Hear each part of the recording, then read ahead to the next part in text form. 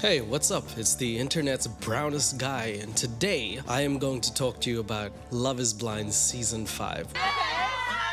Which just came out at the time of me doing this video, and I am going to do an ultra deep dive, which I normally do, but this time I'm doing it in 3 parts because this season is so juicy in all the wrong ways that I couldn't do it in just one take. I've done a few Love is Blind seasons. I think this is by far the most chaotic. There are going to be a lot of opinions in the series that you might like, maybe you might not. You can let me know and fight me in the comments, or you can agree with me. I think we're going to have a lot of opinions going all over the place because there is so much to unpack here. But all I can say is this: 3 games is what I have for the series. 1, every time a contestant tries to cry, I am going to drink a shot of water, because if I drink a shot of anything else, I am going to pass out. 2, every time JP wears something American, I'm going to drink a shot of Hennessy, because that's very American. And 3, every time Lydia says that she craves to be loved or something of the sort, I'm going to drink a shot of vodka,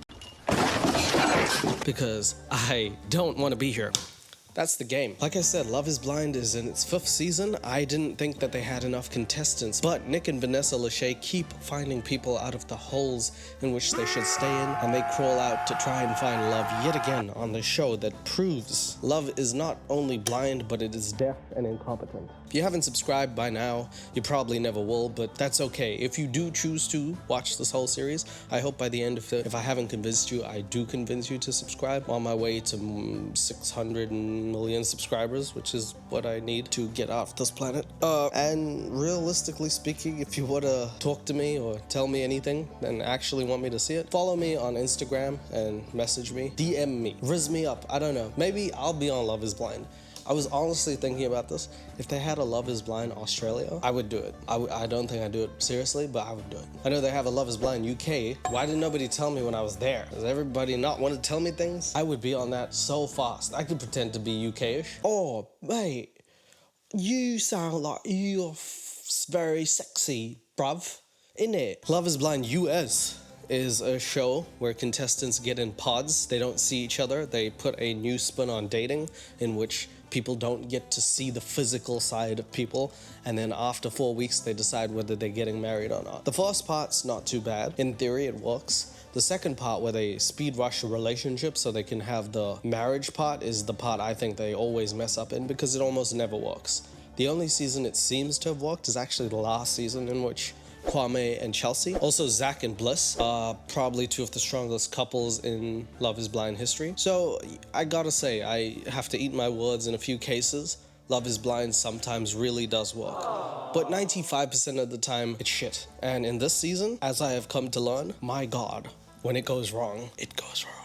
Let me just take you into it because this show is long and hard, and I wish I was saying that about something else, but I'm not. Okay. Yes, Love is Blind, my favorite Netflix show. You know, this show got nominated for an Emmy. When will I get nominated for an Emmy? When will internet stuff be nominated for an Emmy? Hello! What's up, fellas? Yes, the 2 people who belong in the deepest part in hell come out and they start the show. Hello! Did you guys just call us mom and dad? I did! You guys are busted!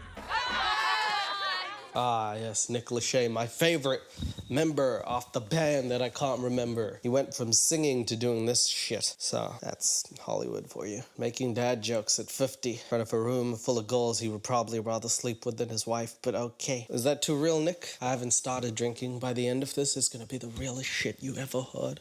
How you guys doing? Good. Hey, fantastic. You probably experienced dating has become more superficial than ever, right? You don't know that, Nick. You haven't dated in 86 years. Why do you say this like it's... You probably realized dating is not as easy as it used to be. Back when I used to date, I used to just sing a song, go home from the music video, call my manager and say, send one over. I'm feeling horny. But now, it's harder. And I don't mean my cock. Okay. 100%. 100%. Just off my looks, everyone kind of thinks I'm a playboy, kind of push girls this. No, they don't, Chris. 27, that's not what they think. You look like someone who would serve me Subway sandwiches when I ask him to. Sorry, But anyway, that's Chris. For some reason, they singled him out for absolutely no reason. Side, but I'm kind of a lovey-dovey guy over always looking for something serious. If you're like, well, over the next 10 days, you'll finally have the chance to fall in love based solely on who you are on the inside, not for your looks. Ooh, they singled out another guy. When they said not for your looks, they singled out this guy, JP. Not for your looks. I'm gonna do a close-up on him. He looks like a combination of Elijah Wood and the great late Robin Williams. And then the two of you leave here with a future wedding date in 4 weeks. I mean, I don't know how the show is supposed to go. I don't know if they do that intentionally so that people have less of a chance of actually making it, but 4 weeks from the time you meet to get married is not even half of 90 Day Fiancé. That's barely 45 Day Fiancé, which is the worst name for a show, firstly. And secondly, even worse premise. So if 90 Day Fiancé has you beat in literally anything, you gotta reconsider. I'm just saying. But anyway, after Nick and Vanessa announce the premise, which we know, they go into the pods and they start dating. It's 14 people from each side. So that's 28 people in total, 14 potential matches, maybe more. Let's see how it goes. I gotta lay on my back? Yeah, All it's right. core. I'm literally on the ground with my legs in. That's about right. That's how it goes. This dude puts his stinky ass up in the air. And yeah, that's how I feel watching Love is Blind. Just my ass in the air. Just, you know, I feel like an ass. The air. You can keep doing this and talk. By the way, I don't know if you noticed on that shot, I saw the red, white, and blue of American socks. I guess you know what that means. We're starting early today. Every time. If we could have a counter, I'm gonna be light with it today to start. When years 5 through 8 are when couples are most likely to get divorced. Not every single guy is gonna be for me. Like, So that's Uche, another person we'll be talking about in the series. He is, as you could tell, very logistical. He reminds me of Marcus Briley from YouTube, if he went rogue, I guess. So that's affectionate. I have a soft spot for him now. But he's, yeah, very logical to the point that some girls do not like that. Oh, God. Why did I agree to this? So what do you like to do for fun?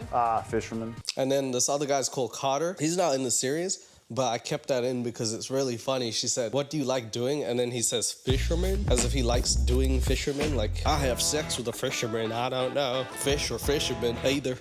Cast a big net, my daddy always used to say. I took it literally. Bennett thing for me. Did you just burp? I did. Was that a good one? Oh my God. Was that a good one? It wasn't a fart. It could have been worse. What do you look for to live in? You say, what do I look for in a woman? Ernesto burps. Stacy is someone else we'll also be talking about. I don't want to give away too much of who the couples will be. That I want you to guess. But the next person is Justice and Lydia. I am single because I haven't been fortunately enough to find someone who is emotionally matured. Phew, god damn. Okay, so that's Lydia. She's 30. She's a geologist, among other things, and she speaks English, but in the way that like someone who's racing speaks English. Like the words come out faster sometimes than she thinks them. So I will say I appreciate it. It's not her first language. English is a damn hard language, so it's not like something to scoff at, but at the same time, God, every now and again it's like, damn, Lydia, you take your time with these words, please. So yes, we have Lydia, who is the firecracker, proverbially, and she is the lifeblood of Love is Blind. I don't know, I just made most of that up because we're still in the dating stages. I have no idea. I am smart. I am brilliant. Both. Okay. I'm smart, I am intelligent, and I'm brilliant. I have a high IQ, not an high Q. Well, I do have a high Q that starts. I could read you a poem because I'm smart and intelligent. I'm also really good at books and maths. So she's both smart and brilliant. Howdy. I want to be really loved for this amazing person that I am. Hey, what's going on? That's I'm craving love. Put that one on. Gosh, I didn't even open this. Jesus. Okay, carry on, people. I'm a geologist. Oh my God, I'm really big into metamorphic rock. You The metamorphic are? Why? facies. Are you a geologist? This is Milton. He's sort of a nerd. Nothing really wrong with that. He's a tall nerd, and he's young. A lot younger than I thought I would be seeing on a show like this. But I guess because of his maturity and age, he probably wanted to seek something more realistic because the dating pool in your 20s sometimes can be very superficial. So maybe he's here trying to find his rock of love. Oh my God, you're such a nerd. I collect samples. You're such a nerd, Milton. Says the geologist, by the way, I just want to say, says the geologist, the person whose job it is to look at fucking rocks. This guy is his hobby to look at rocks. He's an engineer. He just likes it. That makes him a nerd. It does. But like, you have no right to say that, Lydia. Come on, man. He does look like a Slender Man version of Lionel Richie from the 80s, though. I don't know if that's cool or not. But he looks like he's gonna sing 3 times a lady at any given opportunity. How old are you? How do I sound? He sounds 12. I'm 24. Oh my God, Milton, I'm dying. Hi, what's your name? I'm Izzy. So, the first thing that Lydia and Milton have in a connection is the rocks. They like to talk about rocks, but Lydia sort of puts him on the back burner as soon as she knows his age is 6 years younger, because she feels a bit awkward because that's actually younger than her younger brother. And I don't know how I'd feel. I don't have a sibling. I have cousins, but they're my age or older, so I don't know how I'd feel. How would you feel? Is that something you do? Is it something you wouldn't? I don't know. Maybe younger is not for certain people, and Lydia sort of has her reservations. Anyway, it's early in the dating stages, so she moves to the next guy, and this is Izzy. Like later on in life, I ended up like finding my biological father and finding out I had like so many more siblings. Oh my gosh. It was like a... Wow, that's the first thing you're gonna say to God. This is getting real inside the pods. He just walked in, he's like, I'm Izzy. I don't have a real father. I mean, I do, but I don't know about him. But then I did find out, now I got hella cousins down in Mexico. But my name is Ishmael, which is actually my name from Egypt. But I'm not from there. I'm from I'm from Ohio, I guess. Yes. Why are you here? I'm here because I've been really unfortunate on finding that person who wants to clearly communicate what they need and they're not emotionally matured. Damn. Well, you know what? I say a lot of things, but Lydia hit it on the head. I mean, if anybody's coming on Love is Blind, they probably haven't found a person who can clearly communicate the boundaries and the wants and needs that they want in a relationship. And maybe she has to go on a dingy-ass piece of shit show to actually find that. This is a last resort of some sort. 90 Day, the last resort. It's not this show, but... That's somewhat emotionally stable, if not willing to work on it. In my opinion, all men need therapy. Yes. How old are you? Well, people need therapy, my friend. I mean, there's been some girls out here who are like grenades. As soon as you pull the pin, you're just gonna watch them explode. I'm saying, yeah, all men need therapy, sure, but let's not count people out of this. I think most people need therapy. They could benefit from it, Izzy. So, family-wise, do you want a kids? Yes, I do. Okay, so Izzy is a year younger than Lydia, but she doesn't seem to mind if the age gap is closer. It was more like the fact that Milton maybe sounded younger, and possibly the fact that he's younger than her brother sort of put her off. Because with Izzy, she just sort of feels that vibe. He also spoke Spanish upon meeting her. So if you ever want to meet, a girl behind a pod, if you ever find yourself in that situation, and she's from Puerto Rico, speak Spanish. ¿Qué pasa? Mi asa? That's all I know. I definitely need some time with my wife. I would want to. I agree 100%. Like, I think if something happens unexpectedly, like my efforts are still going to be there 110%. Oh my God, Izzy! Oh my God, you're so perfect! Do you think the boom operator's like, fuck, why do I have to do Lydia again? Every time she comes on, he's like, nah. These are headphones, bro. But these are also earmuffs under them. I cannot keep listening to that. Every time she screams, I just feel sad for the boom operator who's like, why does she keep... The fucking mic is right there. She's loud and proud, man. When are you gonna propose to me? I'm Izzy. So the first date goes so well with Lydia and Izzy that Lydia's like, when are you gonna propose to me? And she holds that same energy throughout. But Izzy is actually the Casanova of the pods because everybody seems to be into him a little bit. The next interaction he has is with a girl called Stacy. Random. I love darts. Oh, darts is fun.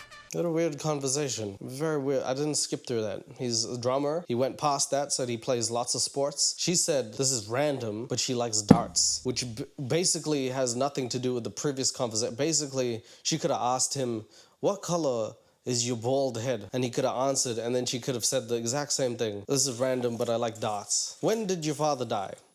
This is random, but I like darts. I was raised by my aunt, my mom, and I was passed around dancing a lot. So Stop yeah, it. I learned a lot of Latin genres. There's gotta be a better way to say I was passed around when I was young. It's gotta be a better way, Izzy. I don't know if that I was raised by my mom and aunts and I got passed around like a blunt. I don't know if that's not the hardest thing that I've ever heard someone say, but it isn't the right thing either. But Izzy seems to have every talent ever conceived. He's a drummer, he's good at sports, he used to play professional sports when he was a kid. He's the best dancer, he speaks Spanish. Everything. He has everything besides a hairline. Almost everything. Salsa, merengue, bachata, like everything. You are getting so many points right now. You don't know what any of that is, Stacy. You thought those were foods until he told you it was a dance. Don't even lie. I love your voice already. Oh. Best voice I've heard so far. I don't even know your name. I'm putting a star here. So, Izzy is just, he's running through all these dates. He's getting connections like a phone company. Took me a second. And the next person he has an interaction with is Johnny. And man, he's hitting the mark for everyone. My last relationship was 6 months ago, but I just didn't feel like I was in love with him, to be honest. So, yeah, he meets Johnny, who is a lawyer by trade. Hi, I'm Saul Goodman. She's 30, he's 29. He sells insurance or something of that sort to people. I still don't know what he actually does, but I can tell you the things that he does for hobbies. But this relationship is important. Not for right now, but for later. Johnny and Izzy. I know, if you were to think Johnny and Izzy and you didn't know the couple, you'd think Izzy was the girl and Johnny was the guy. Role reversal. Yeah. I can tell we would automatically be on the same page just from what you've described. Do you think anybody goes on to Love is Blind and doesn't say that? Like, they act like it's the most uncommon shit whenever two people are like, what are you looking for? Emotional stability. The fuck? Me too, bitch. I also want that. Do you ever think, why the fuck you be on a show called Love is Blind if you weren't searching for that shit? What are you looking for? Fat ass, big titties, shit. I don't know how I don't know about an emotional level, but if she can suck me off, then I'm telling you what, I'm gonna put a ring on it. And I don't mean a cock ring, but I also do. Love is blind, but you know what else is blind? My dick, cause it's, god damn it. That's my audition for Love is Blind. Thank you, Ahmed. You can't keep getting away with it! Do you really think people actually care about that stuff? I mean, who isn't gonna say stuff like emotional maturity, patience, communication? By the way, I don't mean to be rude, but it's also like, you're getting 20s, early 30s. It's not like dating when you're in your early 20s anymore. Of course, people are gonna say this. It's not like an uncommon thing to hear. I'm just saying, I feel like everyone on the show wants the same thing. It's about how you go about getting it. I dated a lot of people with like addiction issues. I'm above the surface level stuff. I need to know too. everything. I'm finally in a place to choose like a good partner for myself. The important part is Johnny talks about dating someone with addiction. This will come up way later, but it's important to note now. So remember that. Also remember, she's gonna say her name is Johnny very soon. And you'll never forget that once you hear it, so.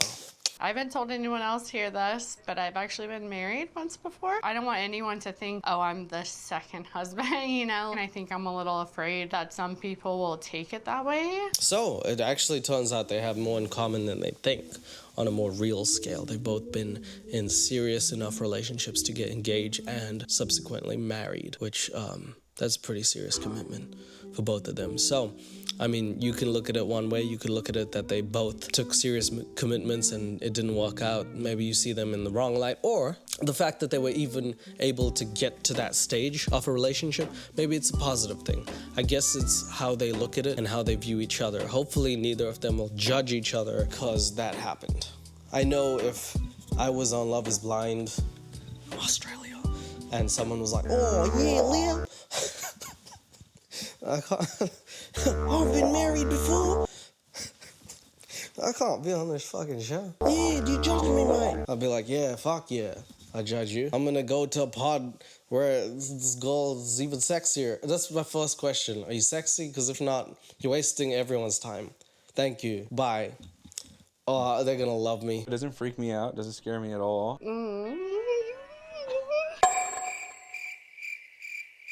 Did she have an orgasm? What the hell happened there? He said the right thing, she's still. Wow. Izzy is clicking and checking everyone's boxes. So Lydia she was already like proposed. Stacy was laughing. She was happy to have him around. Johnny had a literal O face. She was making orgasmic sounds. Now Johnny has to meet the other person, Chris, who initially said he was a playboy, but she's gonna introduce herself. Hey, Emma. Chris Fox. My name is Johnny. Johnny. Can someone spell that for me? That's a JONNIEH.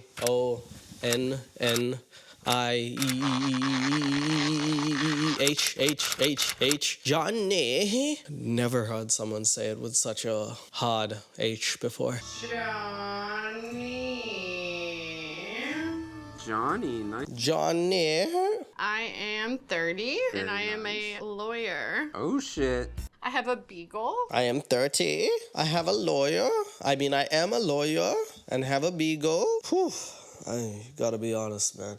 I think when your sense of visual perception is gone and you're just behind the pods, you'd probably recognize other things, and the most distinct feature is a voice. So if you can love Johnny's voice, then you'll be fine. But for me, I feel like a voice is very either hit or miss. I'm gonna either really love someone's voice or be like, oh, talk less.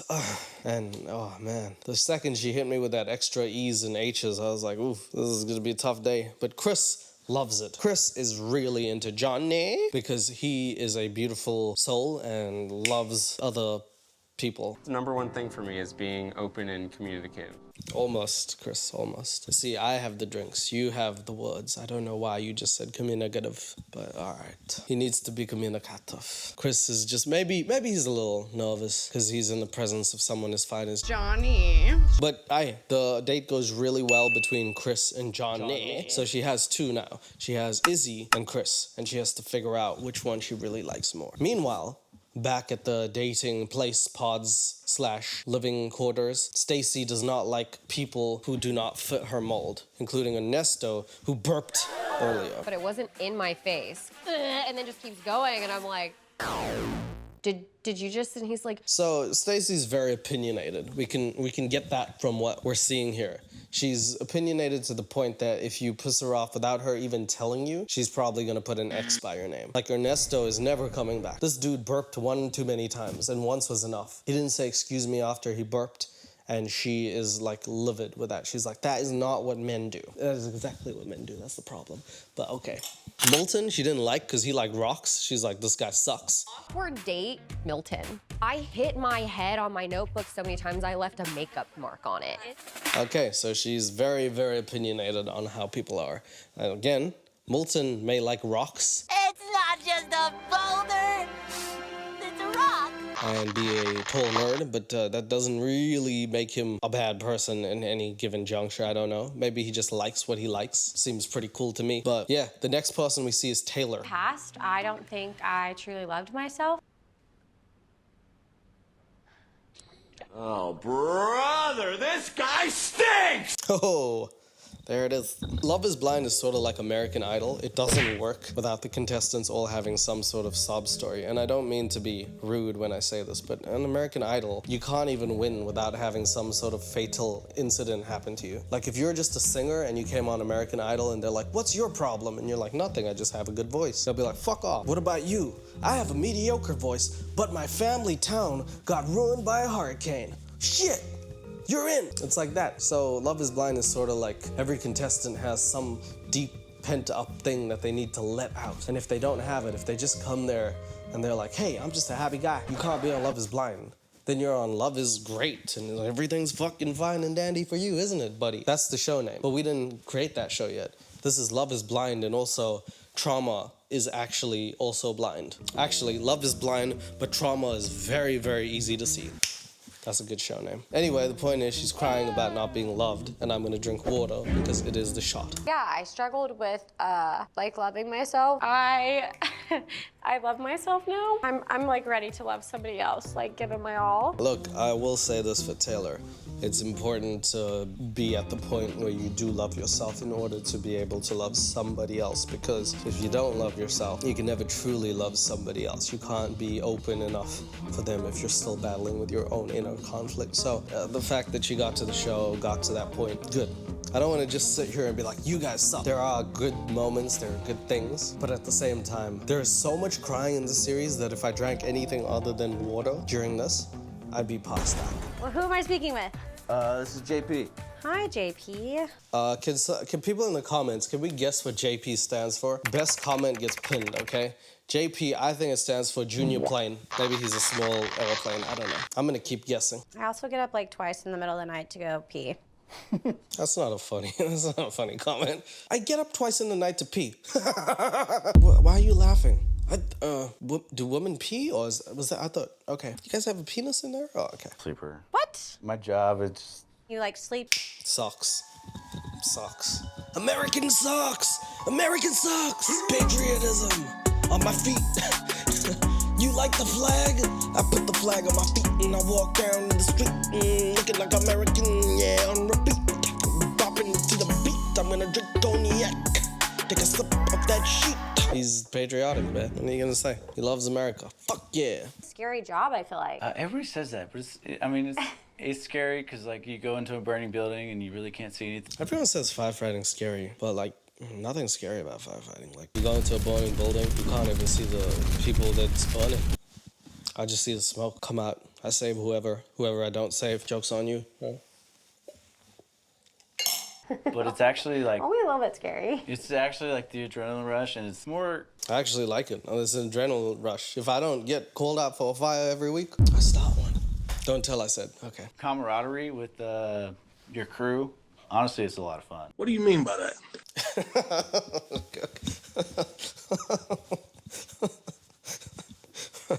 I know that's not what he meant, but honestly, going into those burning buildings, I see the faces of those children screaming, crying in tears. Some of them don't make it. It's a lot of fun. It's camaraderie for me and my crew. I love it. Usually when we have to save a dog or cat, we save one and we let the other one see if it makes it out. It's fun. We're demented. So that is JP and Taylor. You'll have to remember them very soon because they are part of the series. Like I said, I'm doing a deep dive on the whole show. I think each contestant brings something to the table in terms of talkability. Sometimes I focus on just a few people, but this series deserves a whole deep dive, and so we're going to be talking about everyone from parts 1 to 3. So each time that Love is Blind releases a section of episodes, I do a section of episodes. Hey there, it's Uche. Hi, Uche. Yeah, he introduces himself in the third person every time. Hello, it's Leo, it is me. Not even like that. It might as well be, hello, it's Jason Derulo, except I'm Uche. Every time. So then Uche meets this girl, Aaliyah, and they sort of hit it off a little bit. The theme of today's episode apparently is nerds get the chicks. Man, this goes against everything that I grew up knowing, but apparently the nerds are the ones who get. Nerds with dicks get the chicks. Yes, I like to read. Okay. I play solitaire. I like random anime movies. Yeah, man, if you're a nerd, you probably like reading. The only thing I do with books is use them to smack other bitches with, right? What? Anime? That must be short for animation, which is all I watch. And yeah, what else did she say? I don't even remember. She just said 3 normal things and pretended like, that's nerdy stuff. I read books. I'm a nerd. I go to the library. I don't even have a library card sometimes. Nerd. I mean, compared to the guy who like talked about rocks in every nth dimension, you're okay. The biggest medical center in the region, Absolutely. Best surgeons, and I work in... If you zoom in on Uche's face, he reminds me of a robot that they programmed to be on Love is Blind because they forgot, like they didn't have any contestants left and they were like, let's program Uche 3000. Let him go. He's sitting there like, absolutely, yeah. Biggest in the country? Oh, that's crazy. Not blinking, not having any facial expressions because he knows there's a wall there and he doesn't even have to pretend to care. This dude is hilarious. You are so ambitious and you're so motivated. Do you know her? What have I missed, Uche? I thought this was like you meeting her for the second time. In the same conversation, you didn't even know where she used to grow up, but you know that she's motivated and determined. What did I miss? Uche 3000 has been doing things that I don't even know. He's been like AI guessing what she is. But apparently they hit it off because they both are sharing these connections from behind a wall. They're color coding still somehow, which is crazy. You know, every show does it. All of these Netflix shows, all of the ultimatum, everything, somehow the couples always color code into each other. I'm really good at cunnilingus. I know it's my God-given talent. I kept this other scene in. This guy makes 0 other appearances in Love is Blind, but I need him to repeat what he just said. This is the funniest shit I think I've ever heard. I'm really good at cunnilingus. I know it's my God-given talent. I'm really good at cunnilingus. I know it's my God-given talent. Yeah, what I do, bro. I'm really good at cunnilingus. I'm really good, man. It's what I do, bro. I'm really good at it. I just put my dog out. My guy. Yeah. Now you made it to Netflix. All your family's watching going, ugh! You did it. You managed to make everyone in your family hate you. Congratulations. That's King Cunnilingus over there. He'd probably suck at it too. Favorite sexual position? Yes. Yes. I feel like everyone who's like, you know, I don't know if this is just Netflix or Love is Blind or anything, but a lot of these contestants have just come out hornified. All of them is just so horny. It feels like that stuff that happened in 2020 really set us back because we were all self-isolated. We just came out with like some extra horniness. So everyone in the generation, like from now on, is like, yeah, favorite sex position? Any position you want. I like to turn up the dog style. I like to put down the giraffe. I like the hippopotamus in my ass type beat, okay?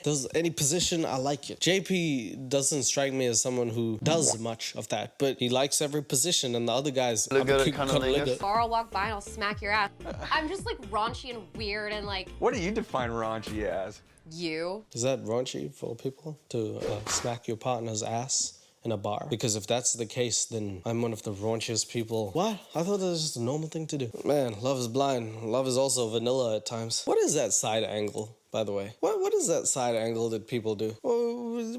This motherfucker knows the camera is there. It's not like he's just candid to the point he doesn't know, but they're like, yo, we want a close-up to the side of your face.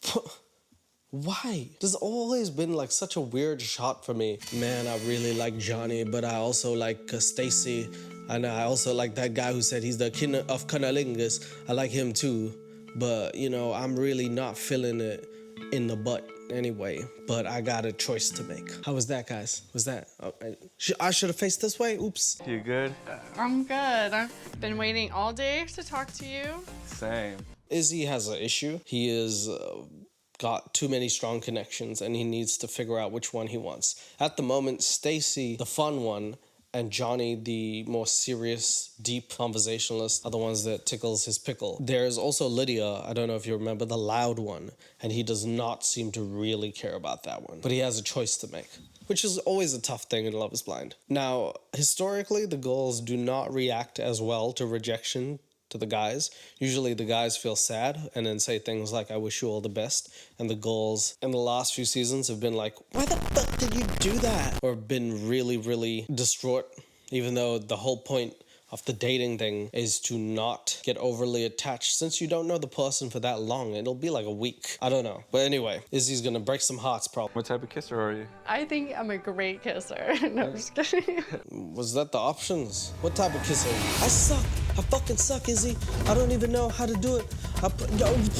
That's the last time I did a kiss. My aunt said, please don't ever do that in front of everyone ever again. I actually had a little brain aneurysm right now for even trying to kiss. What type of kisser are you? Did he mean like French, English, Japanese? What? Just very tough questions, Izzy. What type of kisser are you? Good? Me too. You got that in common, huh? Oh, I agree, same. Like, Google reviews are up there. Oh, shit, his Google reviews are up there, huh? And last time I used Google, it was a long time ago. Izzy, what happened? What the hell is Google? Oh my God. Izzy! How are you?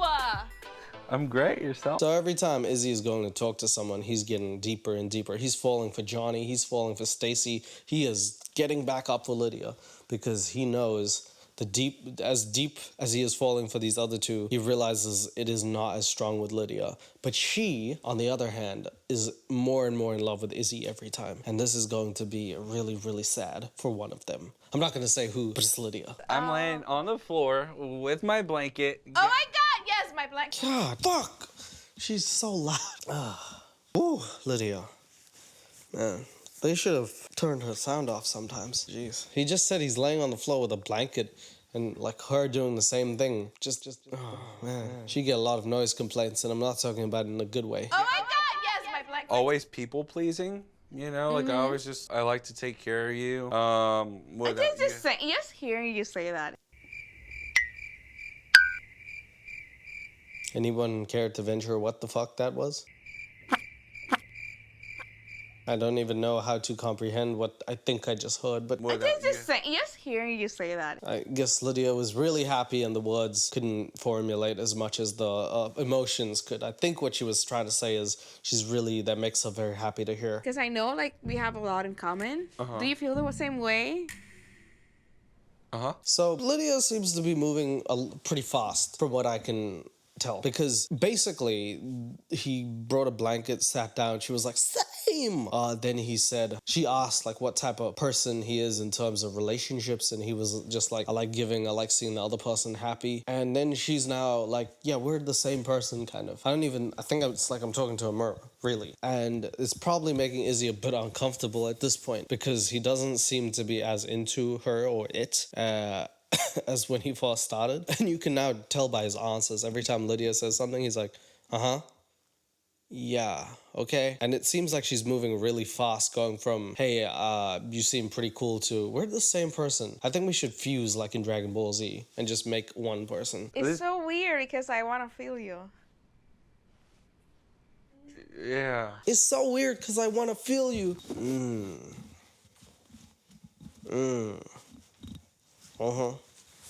Yep. See you later, Lydia. He better walk out the pods. He knows that this ain't right. So there is something up, like that hesitation in the air. I don't know. Izzy's probably rethinking everything right now. But meanwhile, Uche is back in the house and he's smoothing things over with Aaliyah. Hey, it's Uche. Uche, I'm so happy. I was hoping it was you. Yeah, it'd be hard for you not to think it was Uche after he said, hey, it's Uche. So I'm glad that he introduces himself. It's Uche walking into the room, 3000. Honestly, I feel like he's a robot. You can't tell me otherwise. That's not a program robot that they put in Love is Blind because they couldn't find an actual contestant. Hello, it is Uche. I'm sitting down. Now, Aaliyah, how are you? Then I want to be able to paint, and I want to have a space where I can play my records and paint and listen to music and write my poetry. Okay, she wants to paint really badly since she said it twice. She also said play her records and listen to music. So I don't know if she just forgot the things that she said, but those are her demands. She wants to paint, play music, paint, play her records, paint, do some poetry, and then paint. Uche, you're gonna have to remember that. Put it into your database, brother. They then start to bond over the fact they both write poetry, which I think is somewhat cute, as long as they don't recite any of the poetry, because then I'll have to listen to it. I wrote and performed spoken word poetry. Do you want to hear some of my poetry? Violets are blue, shit is brown. I hate that world when you frown. One more for you. Violets are black, hearts are red. My best friend used to be named Ted till he died.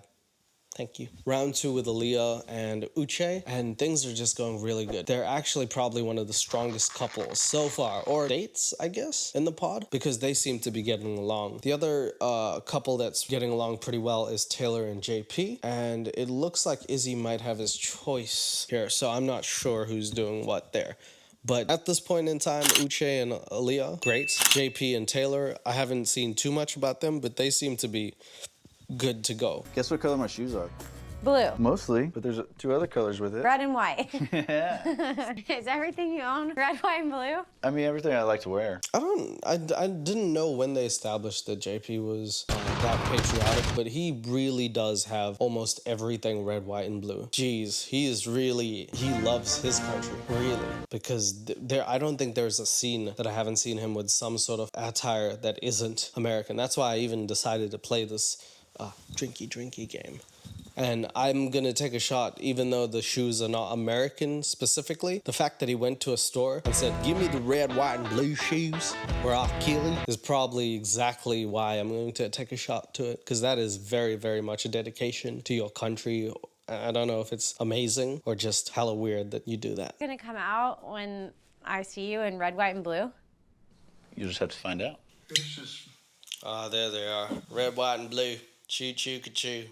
He then does push-ups because he yawned and they must have a thing, which is a good inside joke.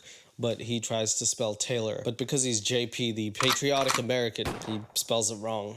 Have you ever spelled Taylor with 2 A's? Is that not Tyler? I mean, as much as I think he's patriotic, that might be the wrong country if you're spelling it Tyler. L.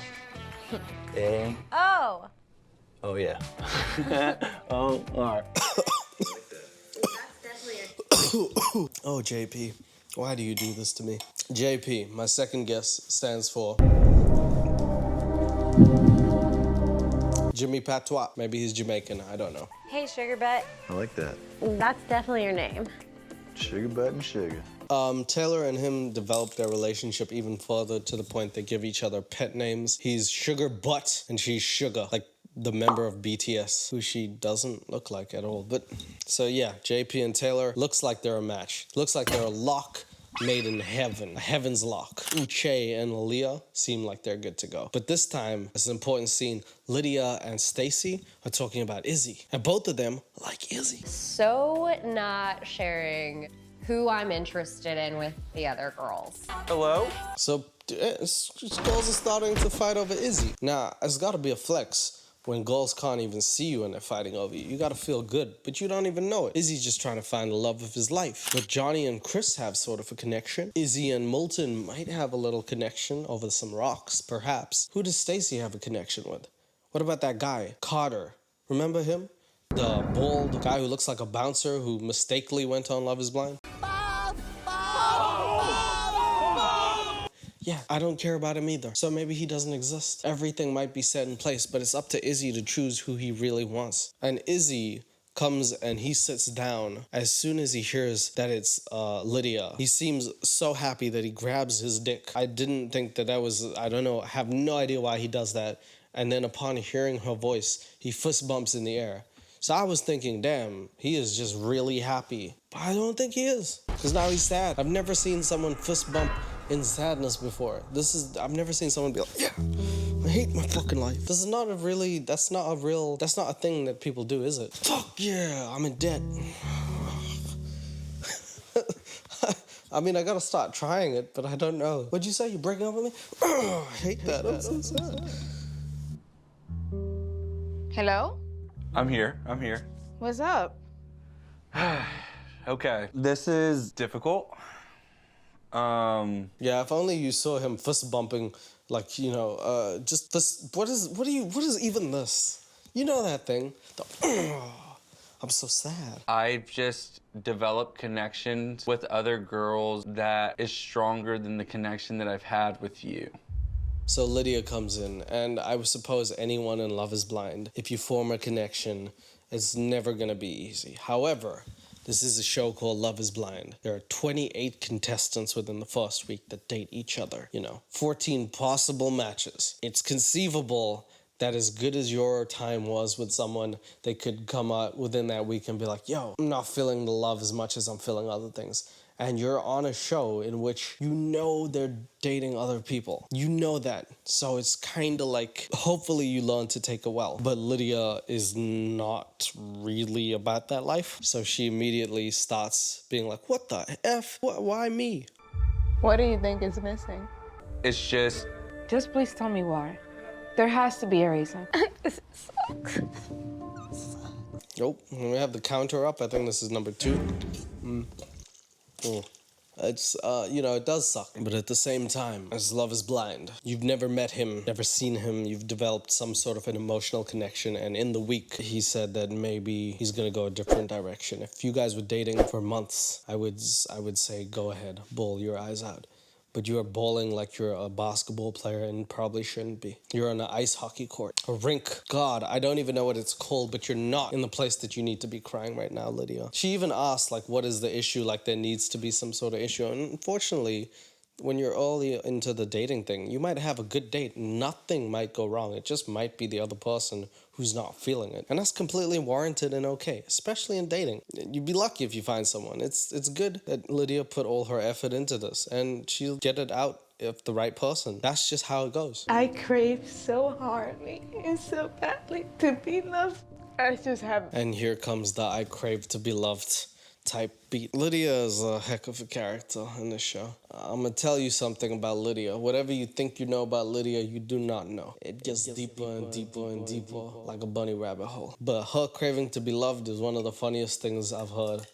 Not because it's mean or anything, but who doesn't crave to be loved? She says it as if she's the only person. I crave to be loved. As if Izzy's like, oh shit, what is love? Baby, don't hurt me. Shit. Yeah, she craves to be loved. Oh. And again, I am left clueless. God damn, what? What? You what? See, I feel like this is the thing. When people cry, is they start talking, and you already, it's hard enough to hear you on a normal day, but when you like start doing the, I don't even think you know what you're saying. I feel like she just was like, you know what, Izzy? And you can take that to the grave. I'm never repeating that. It's because you couldn't, you know what you said.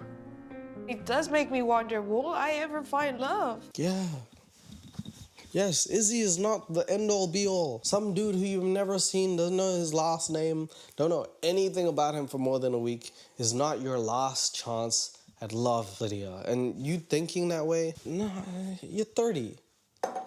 I'm not saying that because you're old. I'm saying that because you should be mature enough to know that this is probably okay. If you could take rejection well, you could probably find the love of your life because you'll be okay to maneuver past the bullshit to find someone who you really love. But this is her craving love again.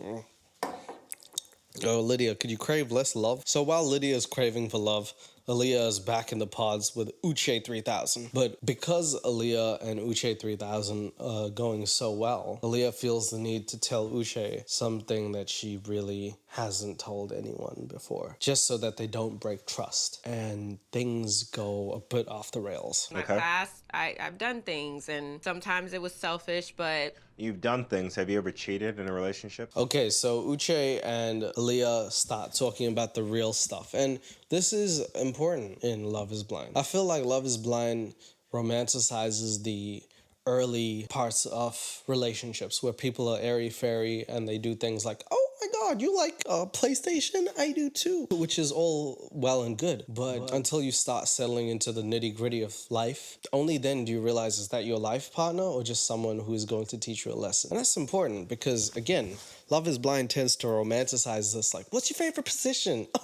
What? What do you mean? In the air with your bum out. Okay, great. But that doesn't necessarily help you in the full spectrum of a relationship. So whenever they talk about heavy things like this, I feel like it's warranted and probably good that certain couples actually do. Whether they get through it or not is somewhat irrelevant, but the fact that they're able to have the conversation shows maturity. Uche asks, have you ever cheated? And she says, yes, I have. Where I was just not sexually satisfied for 2.5 years. Damn. When was this? 2 years ago. Oh boy, you're a recent cheater. Not like that, Uche. Yeah, so Uche then, like, you could tell that he took that one personally. I'm gonna just say it right here. He said, oh, so you're a recent cheater. There's definitely a more loving way to say that. Oh, so it had happened recently, or this, that. Putting that name on her shows that he's already, there's like sort of a removal there of, oh, you're a cheater. 2 years ago is either a long time or a short time, depending on how you look at it, but Uche chose like the violence route. I needed more, like multiple times. Then why didn't you just break up with him? Ooh, but then Uche 3000 fires back with a good question. A question that I don't understand how you could even bypass. I mean, if you're not satisfied in a relationship, you should probably tell that person, whether it's easy or hard. If you say that I am your boyfriend or I am your girlfriend and you guys agree to monogamy, you can't be doing other stuff and then telling them, because that's not fair. That's selfish. And Uche is just trying to say that that's not right. I was afraid of being alone. What if I don't ever find anybody who have the good things about him? It's not good. That is not good. That does not fit in with my qualifications for a marriage. He's right. I mean, she straight up just said it. Basically, she was like, I'm afraid of being alone. I'm afraid of him not giving me all the good qualities. That is a really selfish thing to say. But admitting it is honest. So on one hand, I'm like, that is really, really despicable. But on the other hand, it's like, you did own up to it. You didn't like stray away or shy away from any of that stuff. So I don't know where I sit on this. Because if a person isn't allowed to make mistakes and learn from them, what is a person really? But at the same time, damn. Ugh. Aaliyah, Yeah. did you tell him about it? No. I didn't want to hurt him. God, okay, well, I take some of that back. Ooh. Uche 3000 then presses on for more. He asks if she ever told the boyfriend about it. And she says, no. To this day, I haven't. And just at that very moment, this dude was like flicking through the TV channels going, Aaliyah, man, I never knew why we broke up. Where I was just not sexually satisfied for 2.5 years.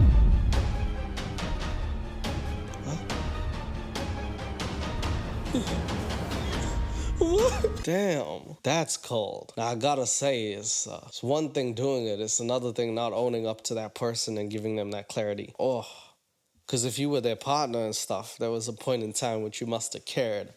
And if you care about them, even as much as it hurts, wouldn't it be a little better if you gave them that closure and say, I did this, I was an asshole, I'm sorry, it had nothing to do with you. Because that person might be thinking they are completely a wreck and they can't hold together a relationship and they don't know why. And it's like, you really could be setting them free if you do that, but she chose not to. That's crazy. You would have had to confront that embarrassment and guilt, and you would have felt even worse. So you said it's not about hurting him, but really, it might have been about you, right? Damn. Uche 3000 has no chill. He's got, his setting function is attack. Damn, she was like, maybe he's hurt. And Uche proceeded to break it down. Like, actually, if anyone would be hurt, it would be you telling him, because you'd feel embarrassed because you're the one who did it. He'd just have to suffer, and then he'd have to realize that he's not actually the bad person. You are. He just chose the bad person. So that makes you, and I quote, the bitch. Uche 3000 out. Really hated myself for doing that, but can't take it back. What good would I have done to like drop something like that on somebody and they're trying to start their life and their career? You would have made yourself be an honest person. You cheating on somebody, you being dishonest is about you, it's not about him. And I think he would have wanted to know about it. Okay. Uche riding hard for all the brothers. You gotta wonder now why Uche is so insistent on her doing the right thing from the past. And it's probably because I would venture he had been cheated on, or a situation in which similar circumstances happened. Because he's probably putting himself in that guy's shoes, wondering what would it have been if someone like that did that to me. And I know, for me, I would want the person to tell me. I know there's what they don't know doesn't hurt them, but I'd like to know so I could say the words, you dirty whore. Nah, I would not. But Uche is really, he's like, bro, if you gotta own up to your mistakes, otherwise they're not mistakes. If a mistake falls in the woods and nobody hears about it, is it even a mistake? That's the Uche saying. But yeah, Aaliyah's just, she's not happy having this conversation, but I think it shows genuine trust that she's actually confiding in him and saying that, because she didn't even have to tell him this. It would have never came up otherwise, I don't think. So on one hand, I'm like, this is definitely a situation, but on the other hand, it shows effort, courage, and trust that she's even bringing it up. So you guys have to tell me what you think about this. I've cheated in a relationship, right? But when I did cheat, it was when I was 18 years old and only kissed somebody else. So it's a little bit different. Okay, all right, well, I mean, it's different, as Dr. Full says, different strokes for different folks. So, I don't know, man. Like, I guess it's weird to compare. That's all I'm saying. Uche comparing it, making him seem like he's, and she's, I don't know about that. How much longer were you with him after you cheated on him? Ooh, Uche 3000 asking the real question. I would have never thought to ask that. I thought it would be done. I thought after she said it, she would have broke up with him immediately. But Uche 3000 is asking the right questions. He's programmed to really seek out the answers. Did you cheat? And how long after did you cheat? Did you tell him? You did not tell him. Processing. Did you stick with him after? How long was it? Holy shit. I've got to go fix my nuts and bolts. I'm not the same woman I was at that time, Uche. No, so please don't. That's only 2 years ago, though. I know, but... Hey, man. Every day is a different day to grow, Uche 3000. Your updates may take years, but other people could be like 1 year, could be this 1 year, could be that. I mean, I think she's, what, 26? She's still a young adult. Definitely still has time to grow. And if you did it 2 years ago, it was before you even hit that prefrontal cortex global transformation of your brain, you know? They say when you hit 25, you thrive. I have yet to see that. But I'm saying, Uche, you can't completely hold this against someone, especially someone who's told you this in confidence. You know, there's got to be a statute of limitations or something where you can look at someone before you knew them and be like, ooh, you used to do this and now you don't? Damn it, I can't judge you on that. Carry on. So I don't know. Like, you got to draw the line, Uche. It is his relationship and hers, but at the same time, it's up to both of them, I guess. Aaliyah, you didn't have to tell me about that, but you chose to tell me about it. And I think that's a good thing. So while they're talking, he sort of says, you know, this is not okay. I don't like this. And then there's a period of silence. And then he thinks about it and he's like, oh, you know what? You didn't even have to tell me about it. So he sort of understands from her perspective. He needs that little time to process. But by the time Uche 3000 processes that stuff, Aaliyah's gone. And this will be a theme. We have to remember this with Aaliyah. So don't forget this. But she walks out the door, doesn't tell Uche, and Uche's busy. I think that you are a good person for telling me. My heart is feeling conflict, but I love you. Bitch, where did you go? Oh. That's the crying again. Shot number 3. I'm so glad it's water. He thinks that I'm gonna cheat on him because I've cheated before. So the girls gather around the fire pit of hell, I assume. I don't know what that is. They talk about what just happened, and the girls confide in her, especially Lydia, who has just come out of being heartbroken by Izzy and probably is on fire herself. Is this the guy that you really want to marry? A guy who's going to judge you this easily? Well, I mean, I hate to, I just, you know, Lydia came in swooping her off her feet and saying, I love you, and maybe he's not the guy for you. I feel like this is not good because within the same conversation, he realized the error in his ways. He just needed time. So you can't, like, when people have their first fight, it's very important to know. You should analyze that and never, ever break up over the first one. No, because you don't know their style. You don't know their communication style. You don't even know if they're capable of changing that style to fit yours. And it's an important thing because nobody's gonna be perfect. What is good is if someone does this, realizes you don't like that, and can shift to accommodate you. That's even better than, oh yeah, it just meshes, we don't even fight. That's not a thing. Or, we fight so well, I can't wait for the next fucking one. Again, not really a good thing. So, upon first glance, if it doesn't go well, that's okay. As long as if it gets better each time, or the communication gets stronger. That's what's important. So who's gonna learn what from this fight? That's what we're trying to look at between Uche and Aaliyah. Not a mistake. Yeah. He does not get to judge you. Look at me. Well, I mean, it's not like if you just told him something, you can't just come into the pods like, Uche, 2 years ago, man, I murdered the Hamburglar. Yeah, it was in Japan. I thought it was a crazy purple dude. Yeah, that's also Grimace. I guess I murdered both of them. I meant the Hamburglar. I don't know. I was going on a killing spree. My bad. Are you okay with that? It was 2 years ago. Don't judge me. It is what it is. If you judge me, you're a bad person. You can't, like, you know, it's cheating is cheating. He's probably going to feel his ways, and you need to let him. So it's what happens after that. Put things aside, that's on him. He needs to resolve those dramas. Wow, it's like Lydia's talking as if she knows this dude or something. I mean, were you in the pods with them or something? Lydia's straight up. He does not know. I'll tell you many things about him. I'm gonna tell you all this shit about him. You don't even know him, right? Come on. So why are you talking like that? He needs to figure out what the fuck he does really want. God, it sounds like it's personal when Lydia's saying it. I mean, I don't know if she's trying to hype this girl up, Aaliyah, or if she's got some vendetta against either guys or Uche 3000 or robots. I don't know. Maybe she just hates Izzy and anyone who's living around him at this point. But Lydia fires up Aaliyah. You know, I'm all for supporting the homies or the homettes, but not at the cost. You never support the homie at the cost of a homie. Vice versa. You don't support the homie by bringing down the homie up. You only bring one up. Okay, so Lydia, I don't know if I like what just happened, but she consoled Aaliyah, and Uche 3000 is left to wonder if his circuits have busted, if he did the right or wrong thing. Again, I will leave that up to you because I don't know. Did she do the right thing? She did tell him. Did he do the right thing by protecting himself? He's obviously a bit defensive, but he came around eventually. Who knows? But speaking of Lydia, she's back with Milton because her connection with Izzy is over. So she needs to find a new connection. And she's back to the rock band. Can I talk to you? Okay, so they get a bit vulnerable now because Lydia and Milton only ever talked about rocks and geology and shit. Now they're talking about other types of science, chemistry, of feeling. That was the worst thing I've said in a long time. But Lydia says, can I talk to you? Can I be vulnerable? And this is what she says. Can you guess what she says? She's gonna say the thing. I crave so hard to be loved for who I am. There you go. There it is. I crave to be loved for who I am. Shit, I crave to be loved for who I'm not. Yo, call me George Clooney, bitch. Lydia, craving to be loved for who she is since she was born.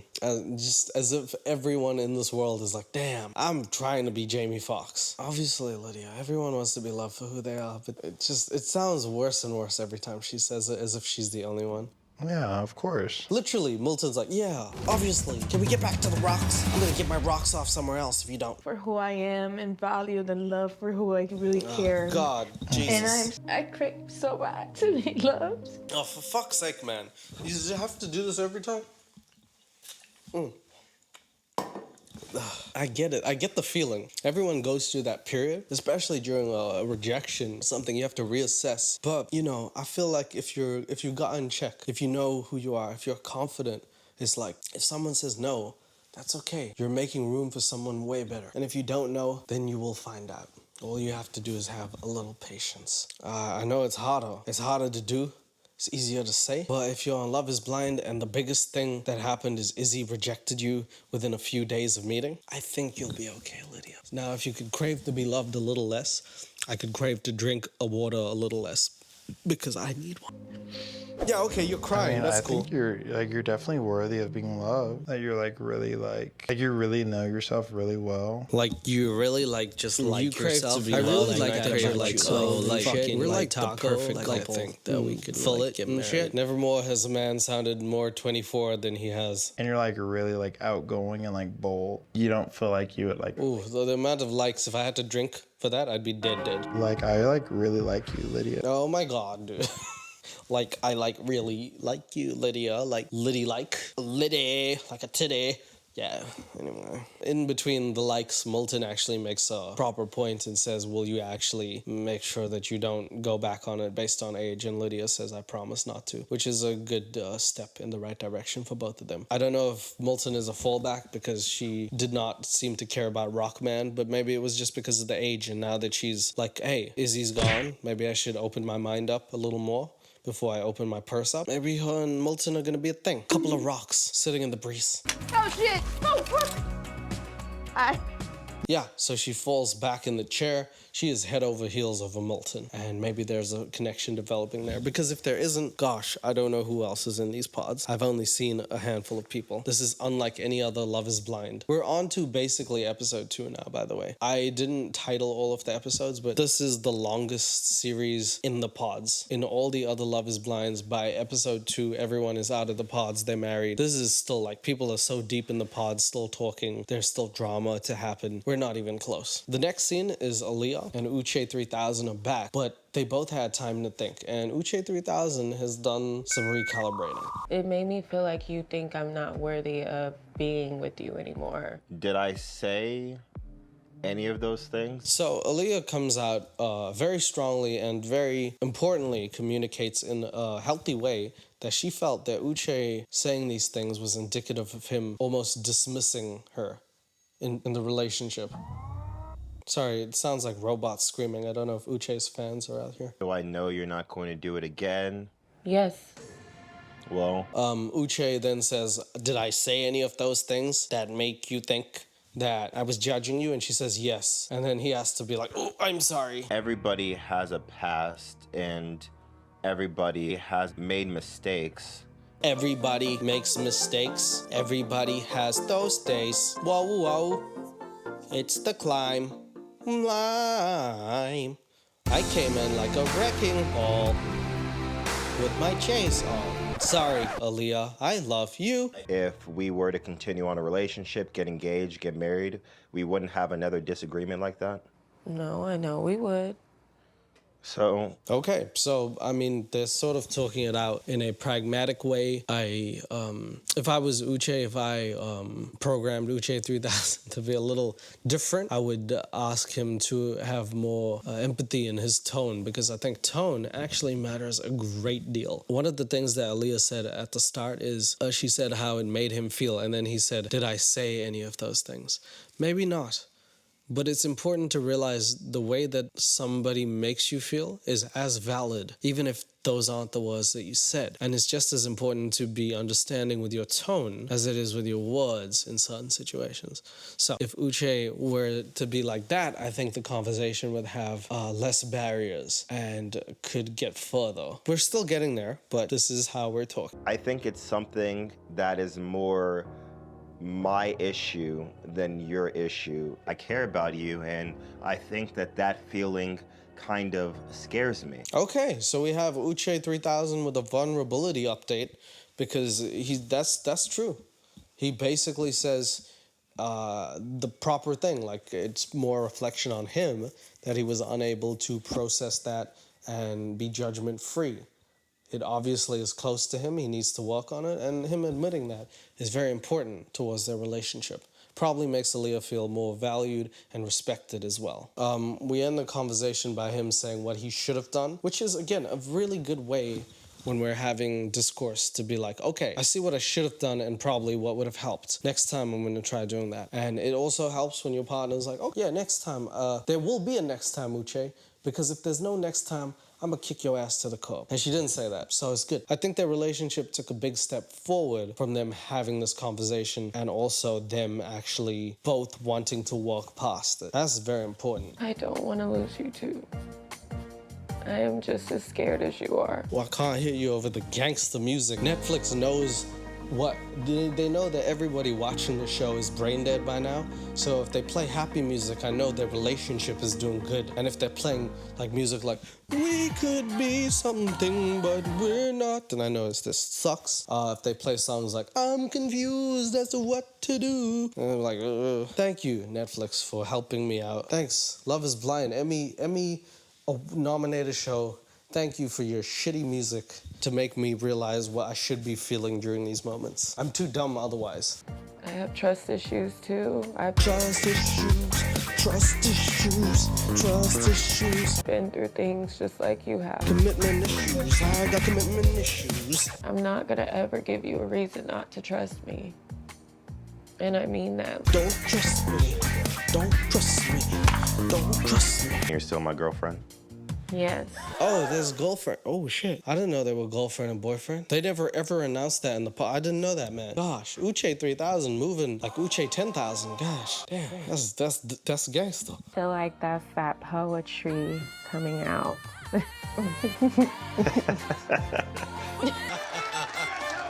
There's like 10 shots of them laughing at the end to show, of course. Besides the overwhelmingly happy music, they need to show like 8 shots of them laughing in consecutive order, like, ooh, ooh. They're happy again. That's good. So I think that would be the end of episode 1. Now they're dating in the pods again. We're back to it. I have so much fun with Izzy. So it's, second week. I don't know how long it is, but they're back in the pods. Izzy and Stacy are having a good time. They're playing mini golf, which, already is tough enough person to person, but like behind a wall. Oh my God. I made the shot. Did you make it? Yes. Oh, another hole-in-one. It's good. Be myself with you, and it's easy. Yeah. Izzy, not easy. It's Izzy. Oh my God, are you drunk? Girl, I was thinking of you naked like the second day. You did not have to do that. You knew you did not have to do that. How could you have done that? Man, it's a weird thing to have like this happy guitar music. Girl, I was thinking about you naked the other day. I want to put it in your butt. When they have this music. Dun, dun, dun, dun, dun, dun, dun, dun, dun. Like a romantic love song. Gonna put it in your butt, now take it out for another 2 to 3 business days. Izzy is, again, conflicted. He has fun with Stacy. She's the fun one. She does putt-putt with him. But Johnny does real feelings with him. So he's like, do I love putt-putt or real feelings? He doesn't know which to choose. Meanwhile, Johnny has a connection with someone else. It's Chris, the nice guy who's very nice. That's all I know about him. And I know his last name because the first time he introduced himself, he said his whole name for some reason. I'm in love with you, like... Like what? Finish the sentence, motherfucker. Like what? I'm in love with you like a buffalo? Huh? I'm in love with you like a bee?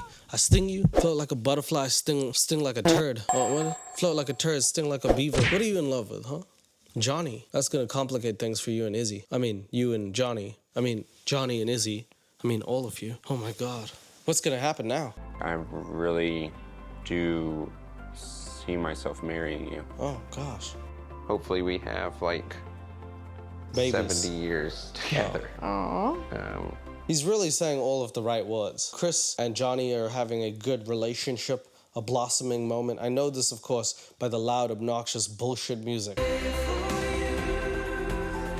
The problem is, and I hate to say it, but Chris is so nice that Johnny doesn't like him as much as she likes Izzy because she likes the feeling of uncertainty, of danger. You know how they say bad boys get the girl. Chris is just giving her everything she wants, and she knows that she can safely and truly get him, but she wants something that she can't have, and that's Izzy boy. I don't know how to feel about that. Like, I think it's really sad, because Chris did nothing wrong. He's just being himself, and she seems to like it a lot, but maybe there's just no extra level of spontaneity. Maybe there's something. I don't know. But she seems to like Izzy more, so she's gonna try. She's trying for Izzy. In between this, though, there's JP and Taylor. And I forgot to tell you, but they are the first two to tie the knot on Love is Blind Season 5. You need to remember that, though, because it's not going to happen in this episode, but something crazy will happen to them, and we're going to talk about it later. But they are the first to get hitched on Season 5 of Love is Blind. JP and Taylor. JP, of course, stands for Giant with a J, penis. But why? Why would you do that? Never till now. I love you, sugar. I'm assuming he's crying. I'm going to take off. Why is shot number 4?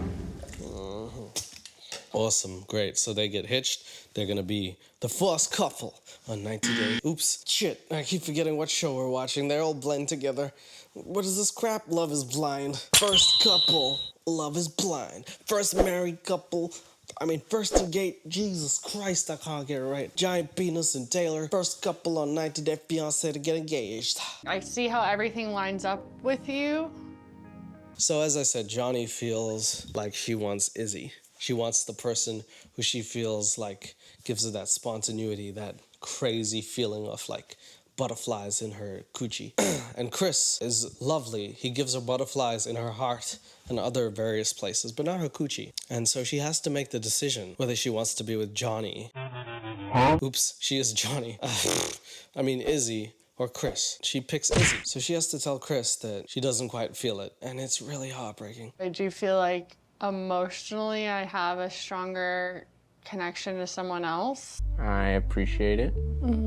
I really did enjoy all of our time together. So Johnny just gives him the bad news. She says that she has a strong connection with someone else. Chris takes it like a champ, honestly. He's like, he doesn't say anything mean. He doesn't ask. He doesn't pry. He doesn't let anything get the better of him. He feels sad, and he doesn't use that as an excuse to say anything bad or to overreact, which is pretty boss. I hope that you find what you're looking for in here.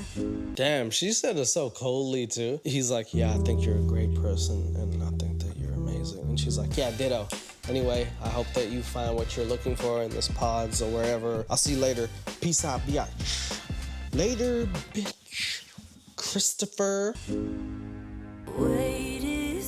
Ah, yes, of course. I was happy. I was like cheering them on. I was jerking it and, you know, just eating popcorn. And then the song came on and it signified I need to be sad. So I threw away the popcorn, stopped jerking it, and then got into bed. And my tissues were there, but now for crying. Thank you, Love is Blind. Thank you for telling me what I need to feel during this really tough moment for me to decide. You know it's okay to let go. Chris is so sad, just so you know. Chris isn't doing well, maybe we should give him a hug. Thank you, Love is Blind, thank you. It's a shitty feeling like you're not enough. It's like losing a best friend. Yeah, absolutely. And I think this is a really important moment. We need to, again, remember what has happened here between Johnny and Chris. Gotta remember this because, again, a bombshell will happen later. I promise you. And it's not gonna be what you think. So, but now it leaves Johnny open to seeing Izzy. And she's gonna get busy with Izzy. I was debating telling you this. What is she doing? What kind of sorcery is it? I was debating whether telling this. Black magic on Izzy. Do you like me? Hopefully he does, because if he doesn't, say yes. I cut off things with my number 2 today. Like, he was upset. Mm-hmm. Yes, Johnny Knoxville. He was upset. You jackass. Of course he was upset. What did you think? When you said bye, he was like, oh, God, thank you. She acted like she didn't have a connection with him at all. Fuck. Oh, she actually got hurt. Wow. Like, end things with him, and then here he was torn up about it. Feels bad. To end things with him and then have him feel sad feels bad. I don't know. Something in me feels mad. And I don't feel rad. I guess I'm not that proud about it. So then Johnny says something, which again, I promise you this is gonna get juicier than a rump steak real soon. But this is something that you need to remember because she says that she felt like Chris was the safer option. Have you ever had addiction issues? Oh, no, never. We then head into a weird situation where Johnny brings up her past. Where she says, have you ever had addiction issues? He says, no. And then she talks about the person who she last loved, who faced addiction. But then she reveals something else, which is really interesting. She said she was married, but didn't really care as much about him. In fact, he was the rebound of marriage, but she only ever loved the guy who was addicted to something. I don't know what he was addicted to. The only person I have ever loved in my life died of a drug overdose. That's tough on so many levels. Like, damn, you ended it over. Like, there's some addiction stuff. You went, she got her stuff, her degree, she got married, and then this guy shook things up by dying. What a inconvenience it is to Johnny. But you can see visibly, Izzy is not taking this well. I don't really know what's going through his head, but she's telling him the story, so I want to listen. And that was not your ex-husband, correct? Right. Yeah. My ex-husband was basically like a rebound. How do you marry a rebound, can I ask? I gotta be honest, Johnny, like, I'm listening to your story, I'm feeling it, I'm feeling the lyrics, I'm feeling your spirit, but what the hell in God's name? You know what a rebound is? It's what Dennis Rodman used to get 17 off a game. Rebound, you can't rebound, you can't marry that. If you know that's a rebound, don't put a ring on it. Never heard it. Any song ever say, I ring my rebound, now I'm refound. Like, this is not right, Johnny. You can't do that and then not love that person. It's really not how marriage should work, okay? People just be throwing out vibes. Do you take this man in sickness and health? Yeah, I'll take this bitch in sickness. Do you love him? I guess I will, maybe. I don't know. I mean, just kiss him. I'll find out. That is why I'm here. You're quiet, you're quiet, you're quiet, you're quiet, you're quiet.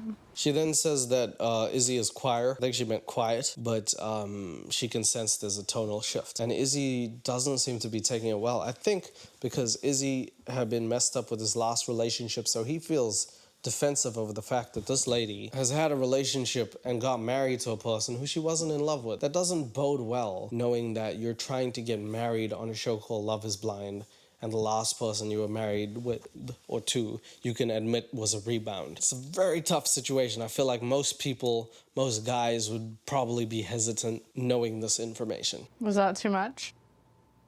You're quiet. Just processing everything. You're quiet. Thank you for sharing that with me. You have your issues. I have mine.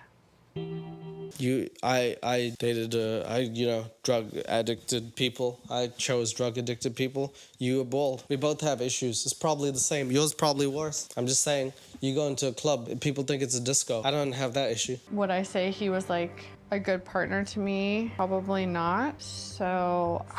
You know how much I love when people ask their own questions and answer them. My favorite thing when people do it. Would I say that I'm a good guy? Hell yes. I would say I'm the best guy on fucking earth. But nobody asked me. Would my sister say that? No. No, she just think I'm the worst person ever. So it depends on who you ask, really. Would I say that I am rich? Absolutely. In heart. And would I say that I have debt? Not if you don't count the money. Yeah, that's pretty true. That's true, and yeah, that's true. All in all, I would say that I'm pretty good. If you ask me, I'm perfect. But, that's just me. I mean, there's some bombshells being dropped here in between this. She said that the person she loved was not even a good partner, which is just, I don't know how you're supposed to sit on the other end, listen to this and be like, okay, well, I love you anyway. It's tough. I mean, from what Izzy's hearing, this girl has dated someone who's been an addict, married someone who she wasn't in love with, felt more for that person than anything else, and also that person did not treat her well, yet she loved only him in her 30 years, but was still married and said yes, put a ring on it, got engaged, did the vows, had a whole wedding to a rebound. That is a lot of stuff to process for the person on the other end. So I don't blame Izzy for being a bit speechless at this point. Yeah, I definitely think I'm capable of being in love again. Yeah, I know what she's doing. I'm capable of being in love again. If I can just execute this spell. Oh, I'm gonna be in love, Izzy, and so are you. She's really doing that black magic. So the two realize that they're not getting anywhere. They're actually sort of fighting. And Izzy's like, yo, let's just call it a night, because they realize that she said something that they both are not able to get past. Izzy needs time to process it. He could have probably said, I think I need a little time to process it. It's not that you've said anything that's making me feel this, or this is making me feel really uncomfortable. I'm going to need some time. It would have been nice if one of them said that, but hey, we got both of them saying they need to stop the conversation, and they do. Izzy then puts a blanket over his head and I think cries. So I'm gonna take another shot.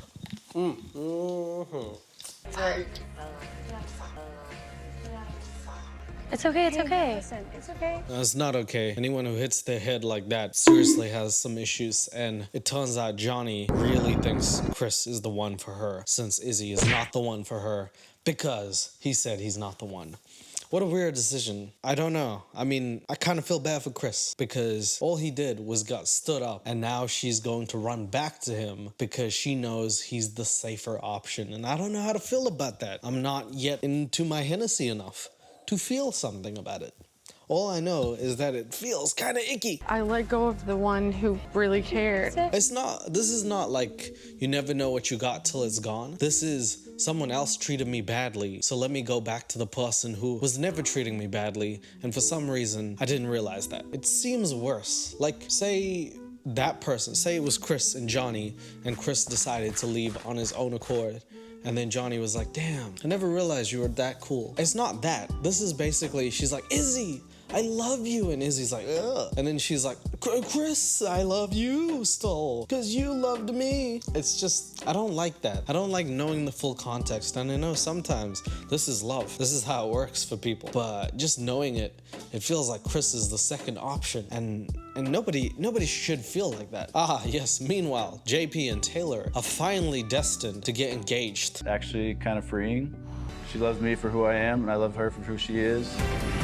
You're gonna want to remember all of this whole engagement. Very important for you to remember. Very important. And also, can we just pray to Jesus himself? Thank the Lord that this man is not wearing American apparel right now. Because I thought he had like a Captain America suit that he was gonna wear. Very glad that he didn't. So JP and Taylor meet. It is pretty American. Sugar butt! What's up? Yep. What's up? What's up, bitch? Ooh. I mean, oh crap. Can we do it again? So yeah, they come out, they hug each other. It seems like pretty nice at first. She calls him by his nickname, Sugar Butt, and he says, "What's up?" Then they hug, and then I realized things about them. Like this man decided to dress up by wearing jeans and a plaid shirt. Honestly, I've never thought I'd say this, but maybe the America suit was better. Dude, jeans to an engagement? Come on, man. Did your own engagement? He's also sweating like he did something wrong and he's about to get, you know, reprimanded for it, so that's weird. But him and Taylor seem happy and it's good, except it gets a bit awkward because suddenly JP doesn't seem as talkative as he was behind the pods, which will become a recurring theme as we go on in the series. Also, I think you're gonna want to remember this. Taylor has this moment where she's like, in the real world, I wouldn't have gone for someone who looked like Elijah Wood ate Harry Potter. But, I mean, love is blind, and so am I, because I like JP. Sorry. But, so she puts her feelings off, you know, physicality behind her, and she's just happy to have JP on her side, and it seems very nice. But again, like I said, you're gonna want to remember this, because this is a very important moment in the series. Looks don't matter to me anymore. It's really weird to say that. It's also probably the most humbling thing I ever heard when you meet a guy and you're like, looks don't even matter to me anymore. Not anymore. How much is left? Oh, okay. Wow.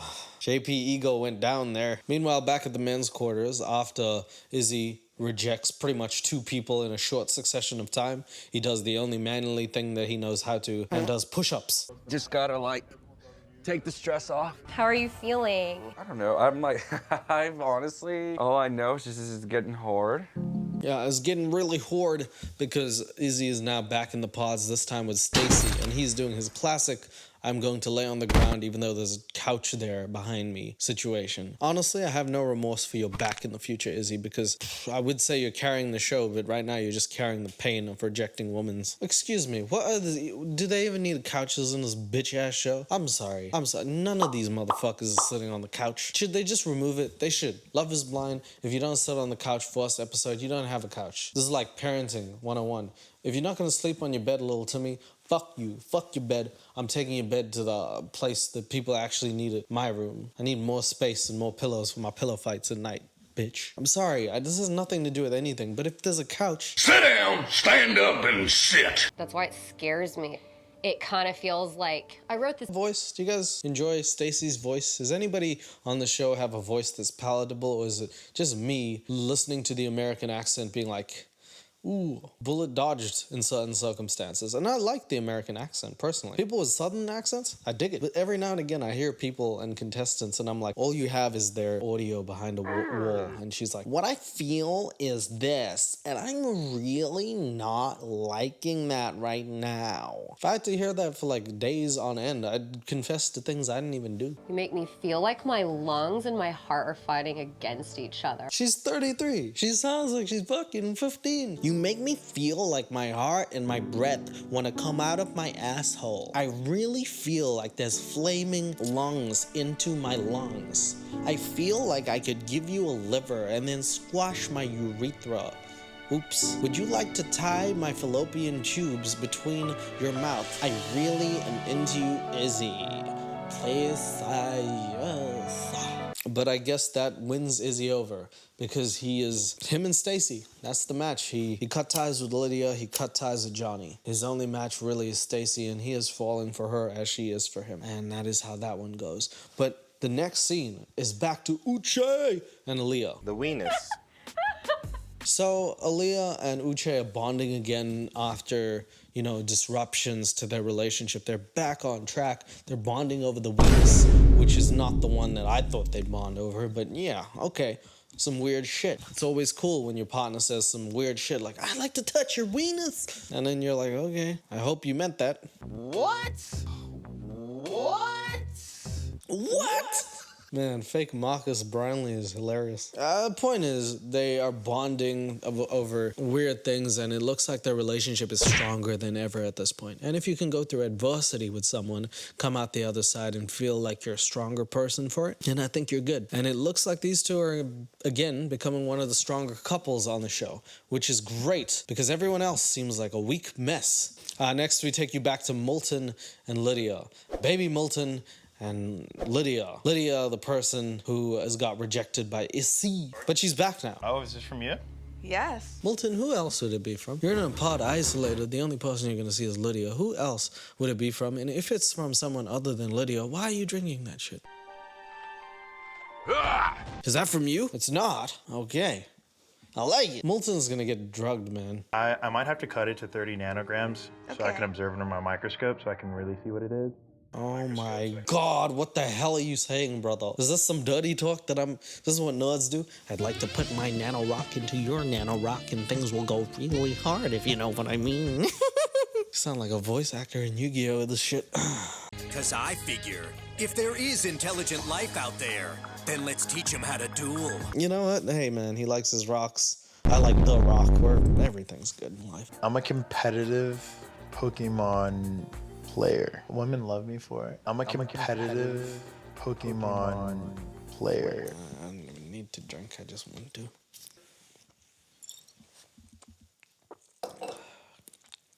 Damn, me too when I was 8. It's weird, isn't it? Weird, yeah. I'm feeling weird. I'm feeling weird that she was so good with Izzy, but now Izzy is gone and she suddenly realizes the rocks have opened up and it was Milton all along. I mean, I'm not saying again that it's a bad thing to reconsider your options and maybe be more open, but everything came at the opportunity cost of Izzy being the one. Think, or hopefully, ideally, you'd like to be sure of a person. But I guess this season, Love is Blind Season 5 is, we all thought it was Izzy, but nothing is as Izzy as it seems, I guess. Like, I could definitely see the rest of my life with you. You can't even see her. I was just saying, man, love is blind, but love is not stupid. I can see the rest of my life with you. And then you see her and maybe I'm being cynical. I've had too much of this. Not enough of this. It wasn't a joke, man. You're hugging a damn wall on a show called Love is Blind Season 5, the season where they need desperation more than anything. Are you kidding me? Milton is absolutely right. Get out. Leave the wall. You're 30. I want to. I want to so. This is not romantic. This seems like the Blair Witch Project if it was a romantic comedy.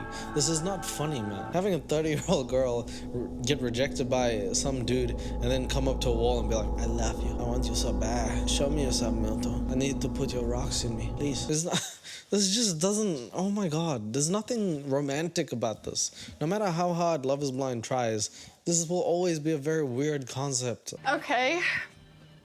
So this is the scene that we're all alluding to. Johnny leaves Chris, her number one option.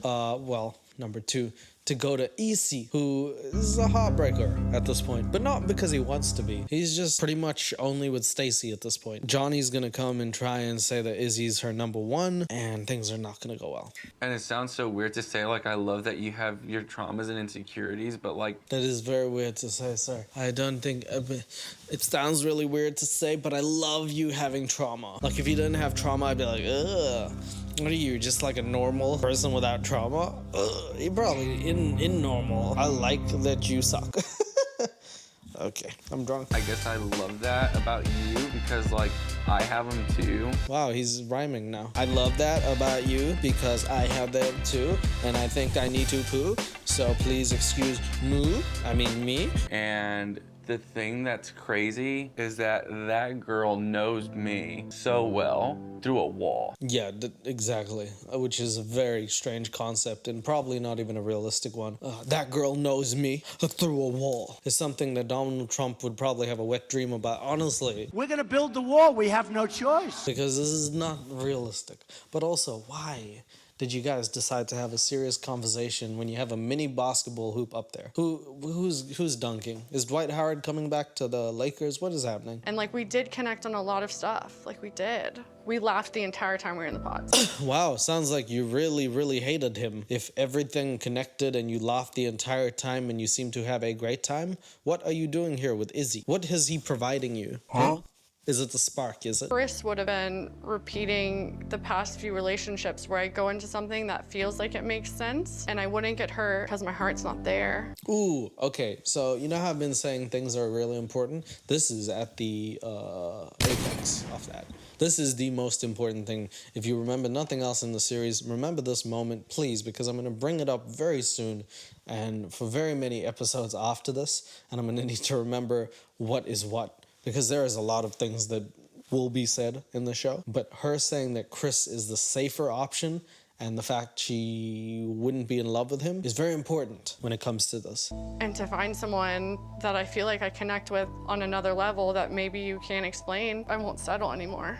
I know you. Saying the words "I won't settle" when referring to Chris sounds like you're settling by being with him, even though you're not. But it's a very important word choice, thinking that Chris is the one that you're settling with, even though he's the one that you feel comfortable around. You just don't feel the spark, and you feel it with Izzy. This is why you're here. This is why you're on the floor, not on the couch, because you guys hate couches, and I guess fuck that. And also, this is why there are basketball hoops that will never be used. So are you ending things with me? So then Izzy says the ultimate thing. He said that it has to make sense to him. And for whatever reason, I guess he chose Stacy in his head. And at that moment, he let Johnny know that it was over between them. Yes, I am. So this leads Johnny to go away. She is like, okay, I get it. But then all the backtracking starts to happen. And I don't get it, because she goes and she tells her friends that Chris was really the one who always had my back. And maybe Chris was the real one for me. Even though she clearly did not feel that way when she was talking to Izzy. Just wanted someone to love me for me. Yep, well, I just wanted to not drink water all day, but I think I'm gonna get water poisoning from all the crying in the show.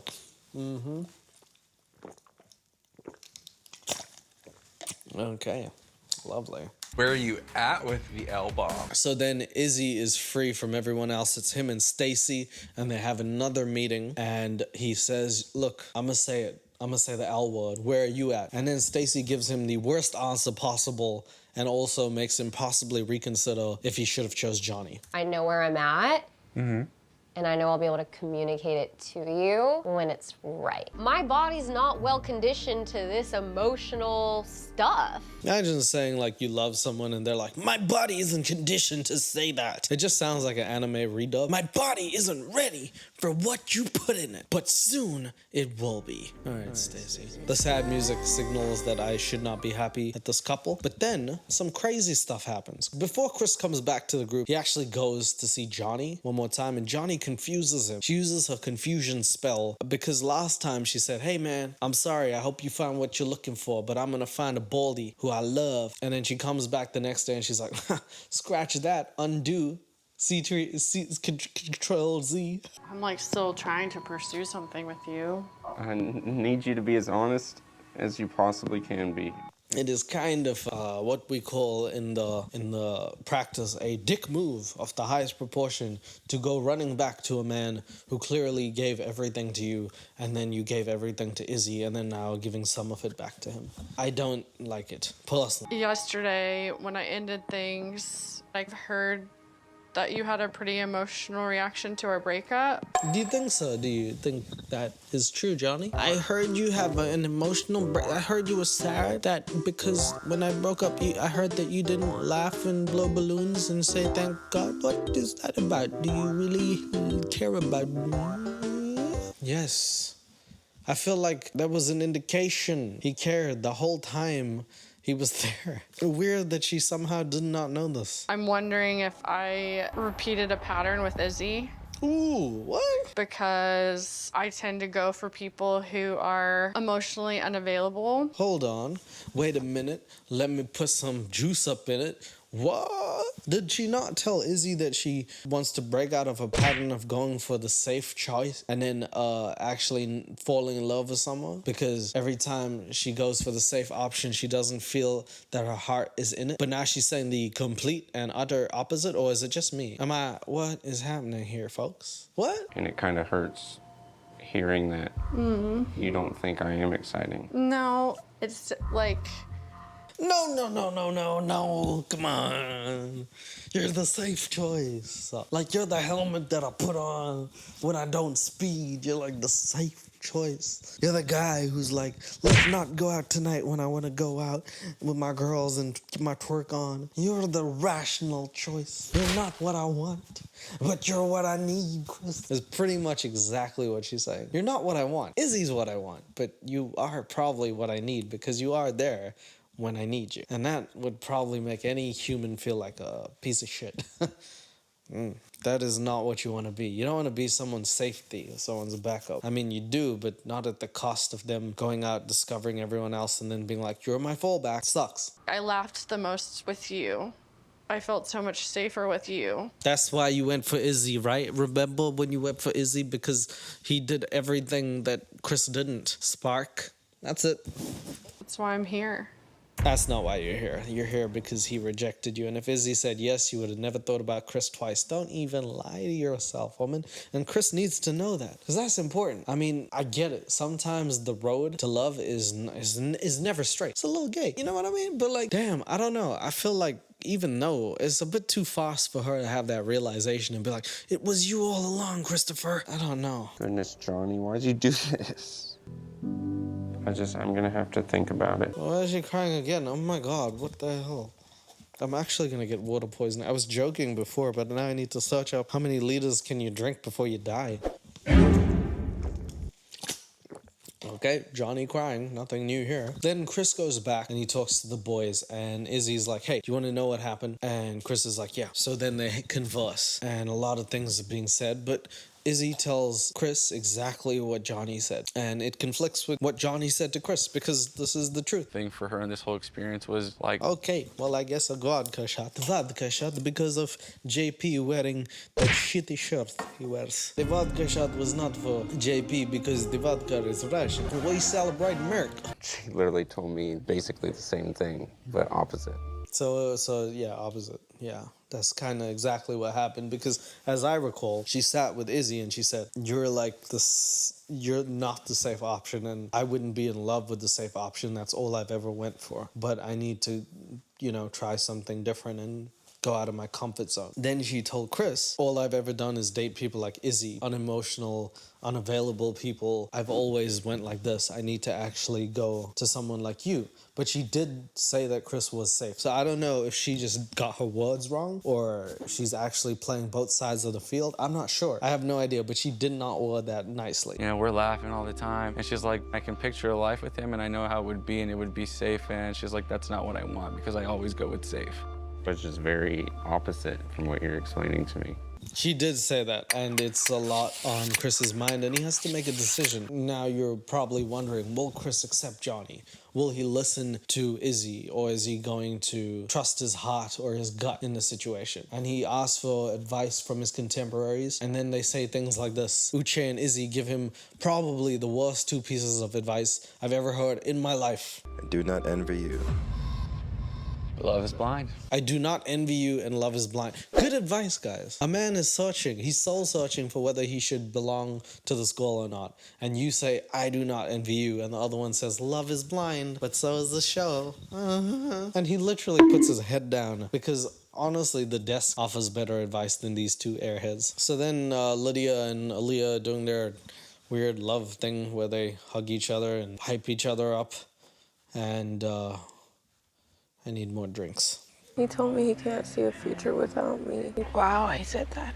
Aaliyah's like, hey man, he said he can't see a future without me. And Lydia says, he said that. Almost as if she's hurt for some reason. I would say remember this, but I've been telling you guys to remember so many things that I'm forgetting what you need to remember. Thanks, I guess. I don't want to get hurt again. You're not. I don't want to get hurt again. Oh, please shut up. She's going to start craving love. Speaking of trust and honesty. Okay, so now comes Le Bombshell number 10. Uche and Aaliyah are back in the pods. Everything's going good. They've had their spat. They're over it. They're bonding. They like the weenus. But now, Uche and Aaliyah have another hurdle. And this hurdle is a big one. Turns out, Uche knows someone in the pods and has dated them before. And that person is Lydia. Hello? Who is this? My name is Uche. Of course. Your name is Uche Okoroha. You're a lawyer, have a business. Who am I speaking with? You know how crazy that would be if you get in the pods? My name is Leo. Your name is Leo Von Leoson. You're 14 years plus 5, and then you also go to this school and your dick size. You're like, God damn, you're wrong on most of that, but okay. Why are you guessing? What's your name? I love Kobe. Do you know, without context, saying the words I love Kobe and a person not knowing who you are has almost zero effect? Yes, we all love the Mamba, rest in peace. But later, come to find out she was talking about Uche's dog, Kobe. Honestly, if a girl said she loves Kobe to me, I would think one of two things. Yeah, you're a Lakers fan too, who isn't? Two, you like the beef. How does this help? Who are you? I like Kobe, okay? Try and guess who I am. I like Michael Jordan. Does that help you? No, so we're both fucked. Lydia? Yes! So Lydia actually says to him, do you want to start from zero? Do you want to just, go back mano a mano as if we never knew each other and start from zero? And Uche, respectfully, is like, yo, I don't know if this will coincide with the experiment we're doing. Love is blind. Because if love is blind and I know who you are, what you are, and I've dated you before, I don't think love is blind. I think love is just getting back to your ex at this point. And yeah, he thinks against it. How are you gonna feel if I get engaged and you see me with somebody else? How are you gonna feel? I don't know. This really caught me off guard. So Lydia sort of pushes for that. She's like, come on, we should do this. And she even says this thing like, how would you feel if I got engaged? Wouldn't you feel kind of crazy, Uche? And I guess, for some reason, Love is Blind cut that out because of the drama. And nobody told anybody until now, which is a pretty big bombshell. And Aaliyah is not too happy for many reasons. It hurt me so much because she deserves an amazing person. Yeah, now she's got Rocky Balboa over there. So I guess she did get a good person in Milton. But, even more than that is the inevitable crying in the series that comes from Aaliyah, who is actually heartbroken to find out that her best friend, who was consoling her, is also the person who had been bongoing on Uche's buttocks before when they dated. Oh, two crying. Well, I'm just gonna drink a vodka for that because I don't want to drink water.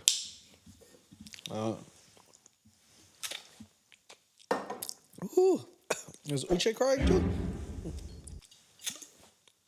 I gotta say, if I was in Aaliyah's shoes, I would feel betrayed on each shoe. On one hand, it's this guy who I've been having a great time with, touching his weenus and all that. Now he's telling me he was dating my best friend. On the other hand, my best friend who's been consoling me about this guy has been saying things like, you should leave him. Now I don't even know if her motives are even hers anymore. Is she trying to see the best in me? Or is she just trying to get Uche for herself? I don't know who to believe anymore. So I feel sorry for Aaliyah in this situation. And encouraged me and told me that if he doesn't make this right, it's on him.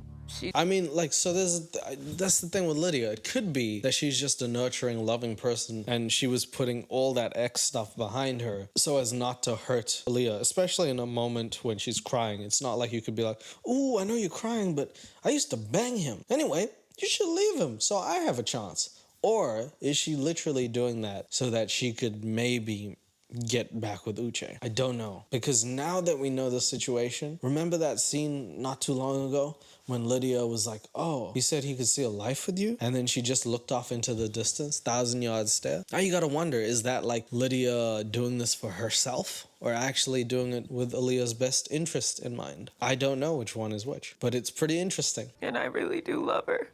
She hugs me like no one else. We hold hands. It's just... What are you, flexing on your boyfriend? She hugs me better than anyone behind these walls, motherfucker. Holds my hand better than you can, bitch. So I just gotta say, if you and I don't work out, me and Lydia might do our own thing. Ho? Yeah. I'll see you later, Uche. Suck my coochie, Uche. Did you love her? Ooh, I guess this is an important question, I guess.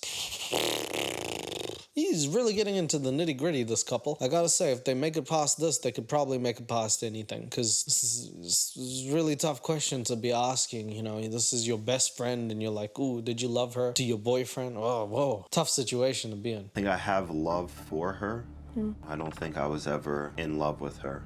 We'll get through it, okay? Wow, is this really? I didn't love her. I had love for her. I didn't fuck her. I fucked on her. Yeah, you better win your fight, because I'm coming on your ass, boy. I'm coming for that ass. Nice. Good one, Uche. Till death do us part.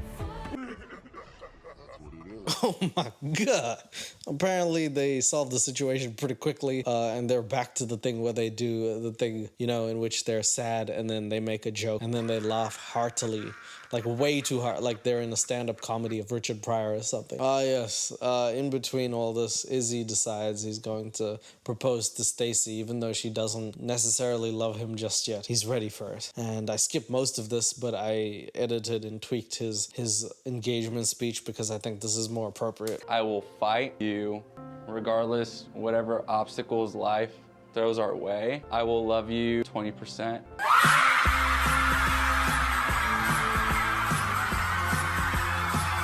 Beautiful. This is a great speech. I am crying through my butt cheeks. This is fantastic. I mean, I don't know what the actual speech was, but this is it now. This is canon. But hey, that's just a theory. A film theory. I feel the same way. Will you marry me? All right. So Izzy asks, will you marry me? Stacy says yes. And now we have couples getting engaged. JP and Taylor, and now Izzy and Stacy. I'm a fiance. Ooh, okay, I completely forgot that Johnny, even though she somehow doesn't care about Izzy anymore, completely cares because the camera focuses on her as soon as Stacy comes in, and Johnny looks visibly disturbed. Like, not even like trying to hide it. This is like, you know, when you see the Oscars and then you see the person win and then you like focus on the people who lost. Everyone's like, I'm a good actor, so I'll just, that guy didn't deserve it. But this is like, Johnny's like, this guy, the guy's up. She really, like, she's just letting the cameras know that she's not happy that it's Izzy and Stacy. Even though that she's trying to go back to Chris, she still wants to have her cake and eat it at the same time. So happy. Happy for you. Cheers. Wish you all the best. Yeah, when you start like dropping the, you know, pronouns or like the, I don't even know what you call them, the I'ms. Happy for you. I'm happy for you when you're just like, happy for you. Love you. Love that for you. So good. Yeah, when you can't even say I'm happy for you or it's so good, you done did it. Johnny is not happy. Oh shit, she did the hair twist. That's how you know it's a war. If those two were in a room all alone, only one of them would make it out, and it's not Stacy. Oh my god, no crying, no crying, no cry. Oh. Like, haven't even had a chance to cry about it. Yes, you have. I've been drinking this whole water, bro. What are you talking about? You probably haven't had a chance to cry about it other than I'm gonna pee for like 3 days. I don't get it. Do you need a huge grieving period? Because you're back trying to get Chris already. It seems disingenuous that you would say that you really like Chris but still feel all this way about Izzy. Like, I don't understand. If you're truly over Izzy, you'd be solely trying to get Chris. And if you were truly with Chris, fuck Izzy. And if you're truly still with Izzy, then you wouldn't even want Chris. Process worked out differently than I thought, but Izzy told me he had a bad credit score. He just signed a lease somewhere else. Like, he doesn't seem ready for commitment. Excuse me. Out of all the things that Johnny has done, this is blatantly the worst. And easily the worst. You don't talk about another person badly if they don't want to do something with you. If someone rejects you, take it gracefully, please. There's no need to start looking at people and making yourself feel better over things like his bad credit score. Like, since when was that an issue? It wasn't an issue when you wanted to date him. Now that you're not dating him, suddenly all these red flags start popping up like he's a fucking blood? No, that's a really inappropriate thing to say now. If you said it while you were with him and you're like, hey, Izzy, I love you, but I don't love your credit. You need to fix that. Then I'd be like, okay, that's fine. You're being proactive in solving an issue. But saying that in a passing comment is like really spiteful for no reason. And I don't like the light that it paints Johnny in. It makes her seem that anyone who crosses her or anyone who doesn't help get what she wants, she's going to badmouth. And I don't like that. He's not ready to be actually vulnerable. So, and I was. Yeah, and he ran. He didn't even run, like he just found a different woman. And it's like not impossible, or it shouldn't be like horrible if a guy says no to a goal and then finds someone who he thinks he's better suited for. I don't think I can go and sit here and be like, okay, if Milton said no to Lydia and then found a rock to date, I'd be like, weird, but I like it. Okay, it's his choice, it's his prerogative. And he hasn't done anything to hurt you maliciously, so it feels kind of sad that she's doing this while still pursuing Chris. He's the one I was laughing with the most. He's the one I kept saying, I see exactly how my future would be, and then for some reason I was like swept up. Yeah, but you said that in a negative way. You're like, I can see exactly how my future would be with Chris. It's like just really bland. But now you're saying it in a positive context, and I don't know who to believe because every person you tell is a different narrative. Sometimes it's a good thing you see a future with Chris, sometimes it's a bad thing that you see a future with safe Chris safety, Chris condom right there, because the safety's always on. I don't know. What am I supposed to believe, Johnny? I've been watching all these stories. She like Johnny Bravo, the way she tries to get all these chicks, except the turn chicks into dicks. She trying. And now she goes back to meet Chris after Chris has had time to think, and she's ready to get that Christopher Pringleton, I don't know what that means, but she's ready to get Chris in the sack, okay? Because Izzy's done, so she needs another one, son. I can just imagine you coming home from work over lunch, and like us going on walks, like holding hands like you talked about. I can just imagine all of the stuff that you said and was so romantic and that I forgot and then now I'm regurgitating back to you. I can imagine all the things that you have in your head now being played out in my head because I like the security of having someone like me. There's many things, like if you want to psychology this, sometimes it's the act of being rejected by someone that propels you into the egotistical nature of finding someone who you know probably won't reject you. And that's the psychological behavior behind this shit. Could be that. She just needs some company. She's fear of rejection, fear of being alone. She said herself she's still going to continue this experiment. You know, in an optimistic way, she's looking still. But in a more realistic way, she's doing it to protect herself with self-preservation. And I don't know if that's necessarily love, but it is the human psyche at work. Wow, when I drink, I get really, really smart and dumb at the same time. I'm gonna give him some. And I can just see introducing you to my family. Do you have to say it like it's a fucking essay and you need to reach the word limit? And I can see you like meeting my family, and that's cool, and I like how you get turned on by eyes and shit, so I'll put some eyes on my boobs. I'll have eye boobs. Whoop. And also I really like how you like taking walks. That's sexy to me now. From now on, that's sexy. And I like how you sit on couches, even though I think that they're overrated and Love is Blind should get rid of them, but I can get used to it. So then it comes to the moment where Chris has to make a decision after Johnny pleads her case, so to speak. And my boy Chris, for once, does us proud. I came here to find my wife, and at one point I thought that I had. Ooh, at one point, yes, my boy, tell her. I really need to be selfish today and worry about myself and choose someone who always chooses me. So Chris basically says, man, I need a self-preservation of my own and actually put you behind me and try and find someone who puts me first. And it's amazing. I think it's a great decision, as hard as it is, because I know this man really liked this woman. And she may not. I don't know. I don't know if she really likes him. I really don't know. Now, I do want to go out on a limb and say that in season 4, one of my favorite couples, Zach and Bliss, they did not start out like that because Zach had a different person in mind and then she had to treat him badly for him to see this. It's not to say that you can't make a mistake. This is part of a relationship. It's part of dating. Making mistakes happens as long as you get put on the right path eventually. So I'm not going to say Johnny's this or that, but like the way that she's been acting seems kind of fast. It at least took Zach a while to gather everything and then get the words out. And he's been good with his words. Johnny pretty much has been like, Izzy, I love you. Oh, you don't? Chris, remember all that shit you said about me? Well, ditto. So I don't know how genuine it is all I'm saying.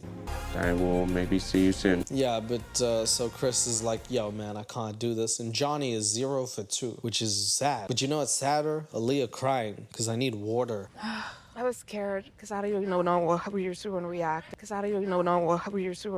And like. Oh, yes, by the way, Lydia starts rapping as Aaliyah cries. I'm still drinking water for that, don't worry. Yeah, bottoms up.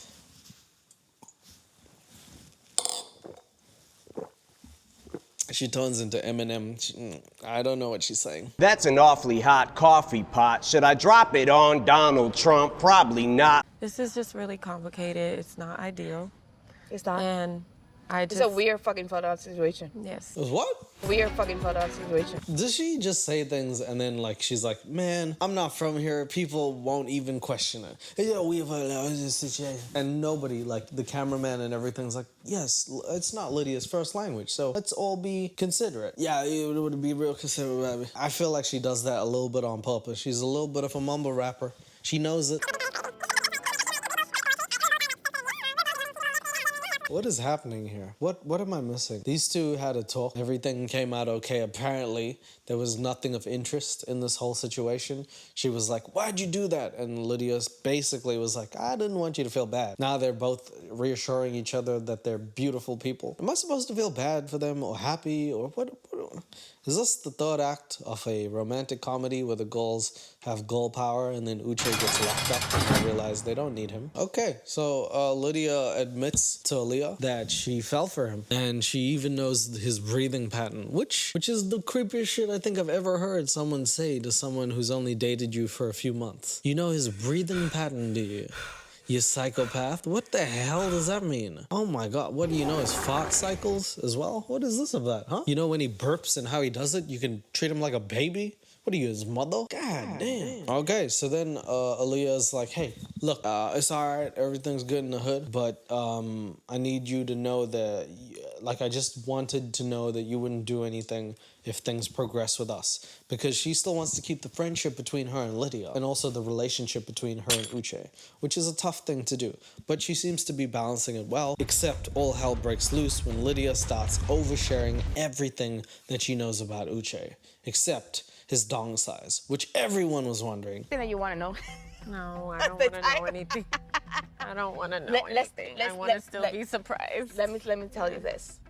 I know his friends. Oh shit, I thought she said I know his rent. I was like, God, dang, you dirty hoe. You know his friends. That's great. That's very good, Lydia. Nobody asked. Remember how Aaliyah didn't ask? I really didn't want to know too much.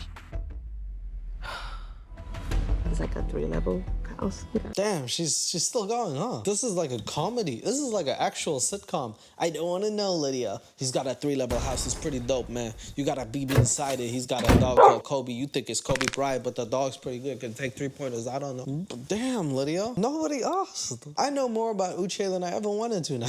This year. And we slept together and all that stuff. Oh, Jesus Christ. The one thing that you probably shouldn't have told her. You told her. They slept together in Jan. Oh.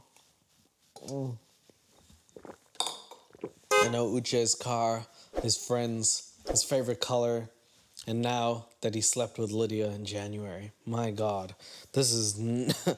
Ooh, I gotta feel sorry for Aaliyah again, because every time she does anything in the goodness of her heart or tries to keep friends, this is what happens. I don't know if she should cut ties with both of them at this point, because I don't know who's lying to who, but one of them's doing it better than the other.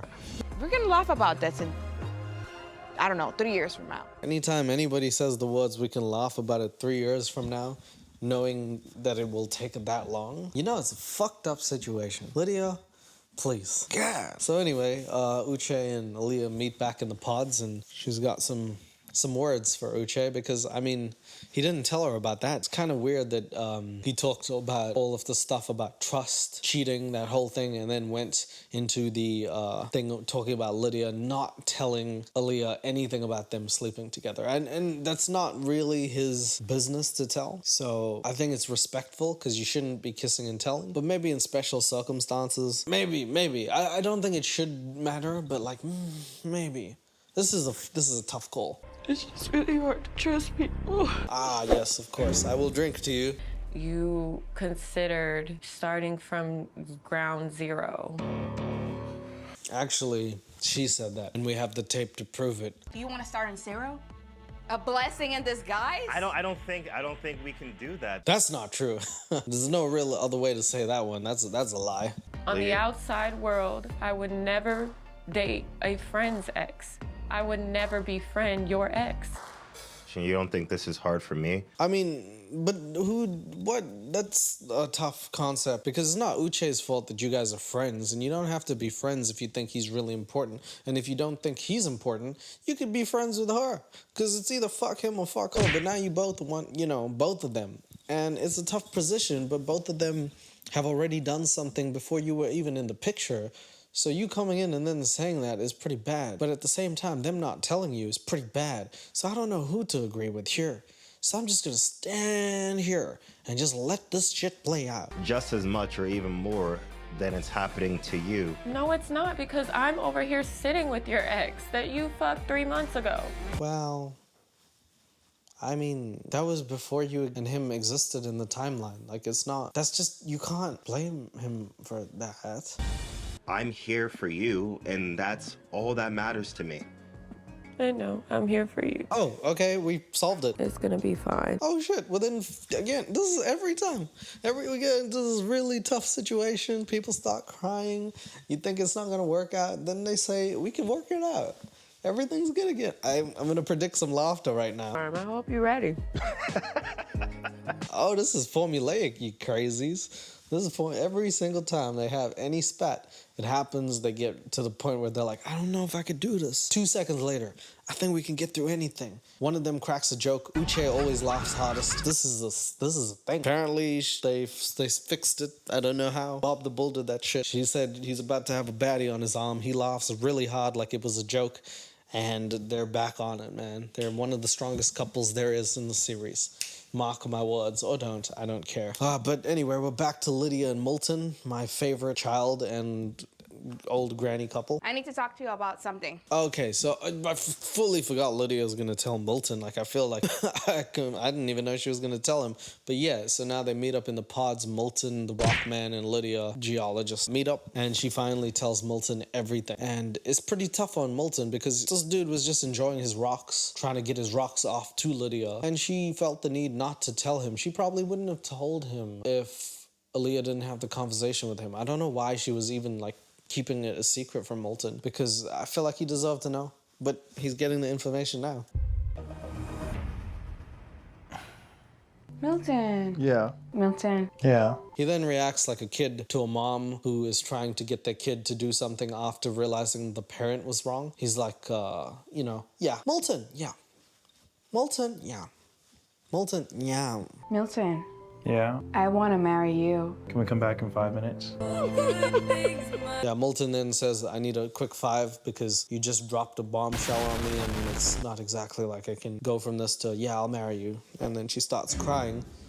Oh. Lovely.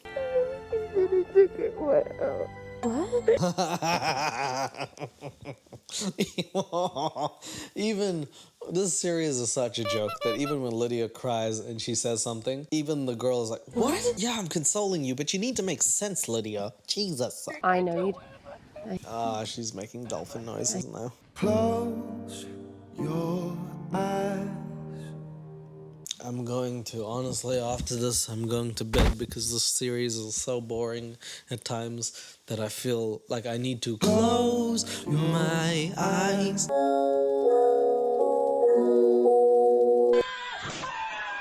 Yeah, after 5 minutes, they get back in the pods and they start talking to each other. It shows a good, I appreciate that they took time out. They figured out a way to communicate with each other, and neither of them left each other high and dry. That's an important part of communicating, is having that open dialogue and being able to tell that person anything, whether it's easy or hard. Because there's gonna be hard moments. There are. Can you, for 5 seconds, put yourself on my shoes of what I've had to endure? I don't, okay. Lydia ends by saying that you need to put yourself on her shoes because she's endured a lot by having an ex. Because none of us have had that before. I'm very surprised she didn't end with, I need to be loved and I crave love more than a hamburger from Denny's right now. Meanwhile, Izzy is finally marrying Stacy. It's finally happening.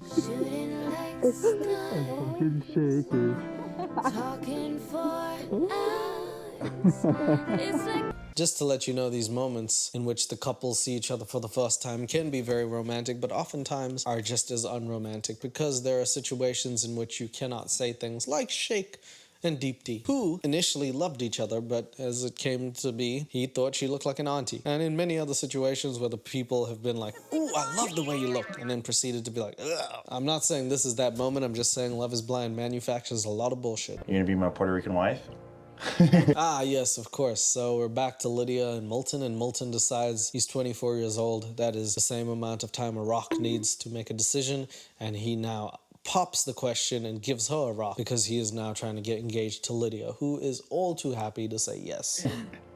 Yes, I will be your Puerto Rican wife. I'm like serious, like I mean like forever.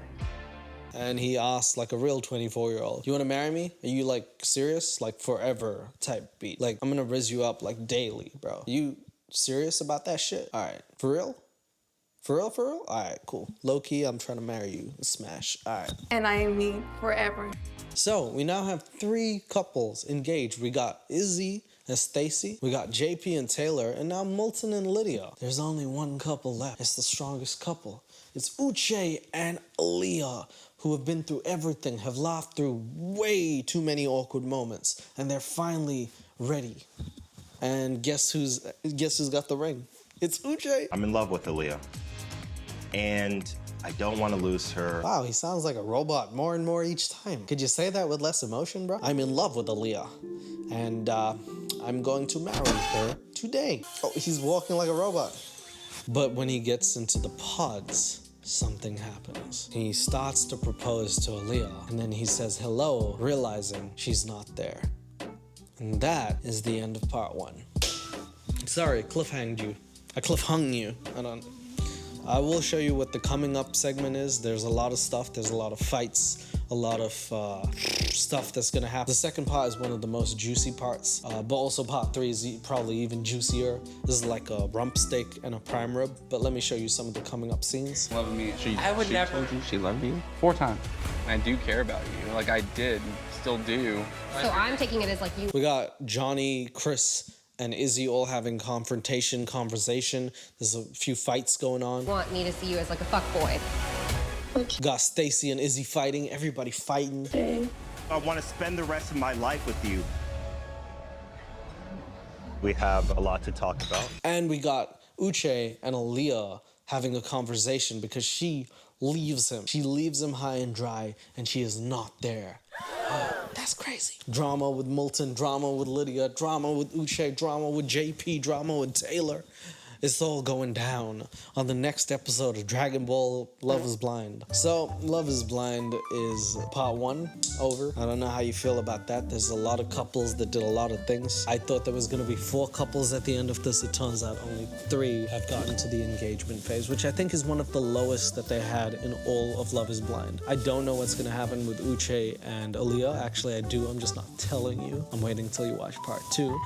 And this series is, again, I feel like one of the worst seasons for good reason. I think the couples so far have been pretty toxic. Maybe not toxic, but let's use a better word. A lot of people are not in touch with their emotions as much as they want to be, and maybe are not ready or capable of handling a serious and rugged relationship, because it's very easy in the pods to have a relationship with someone.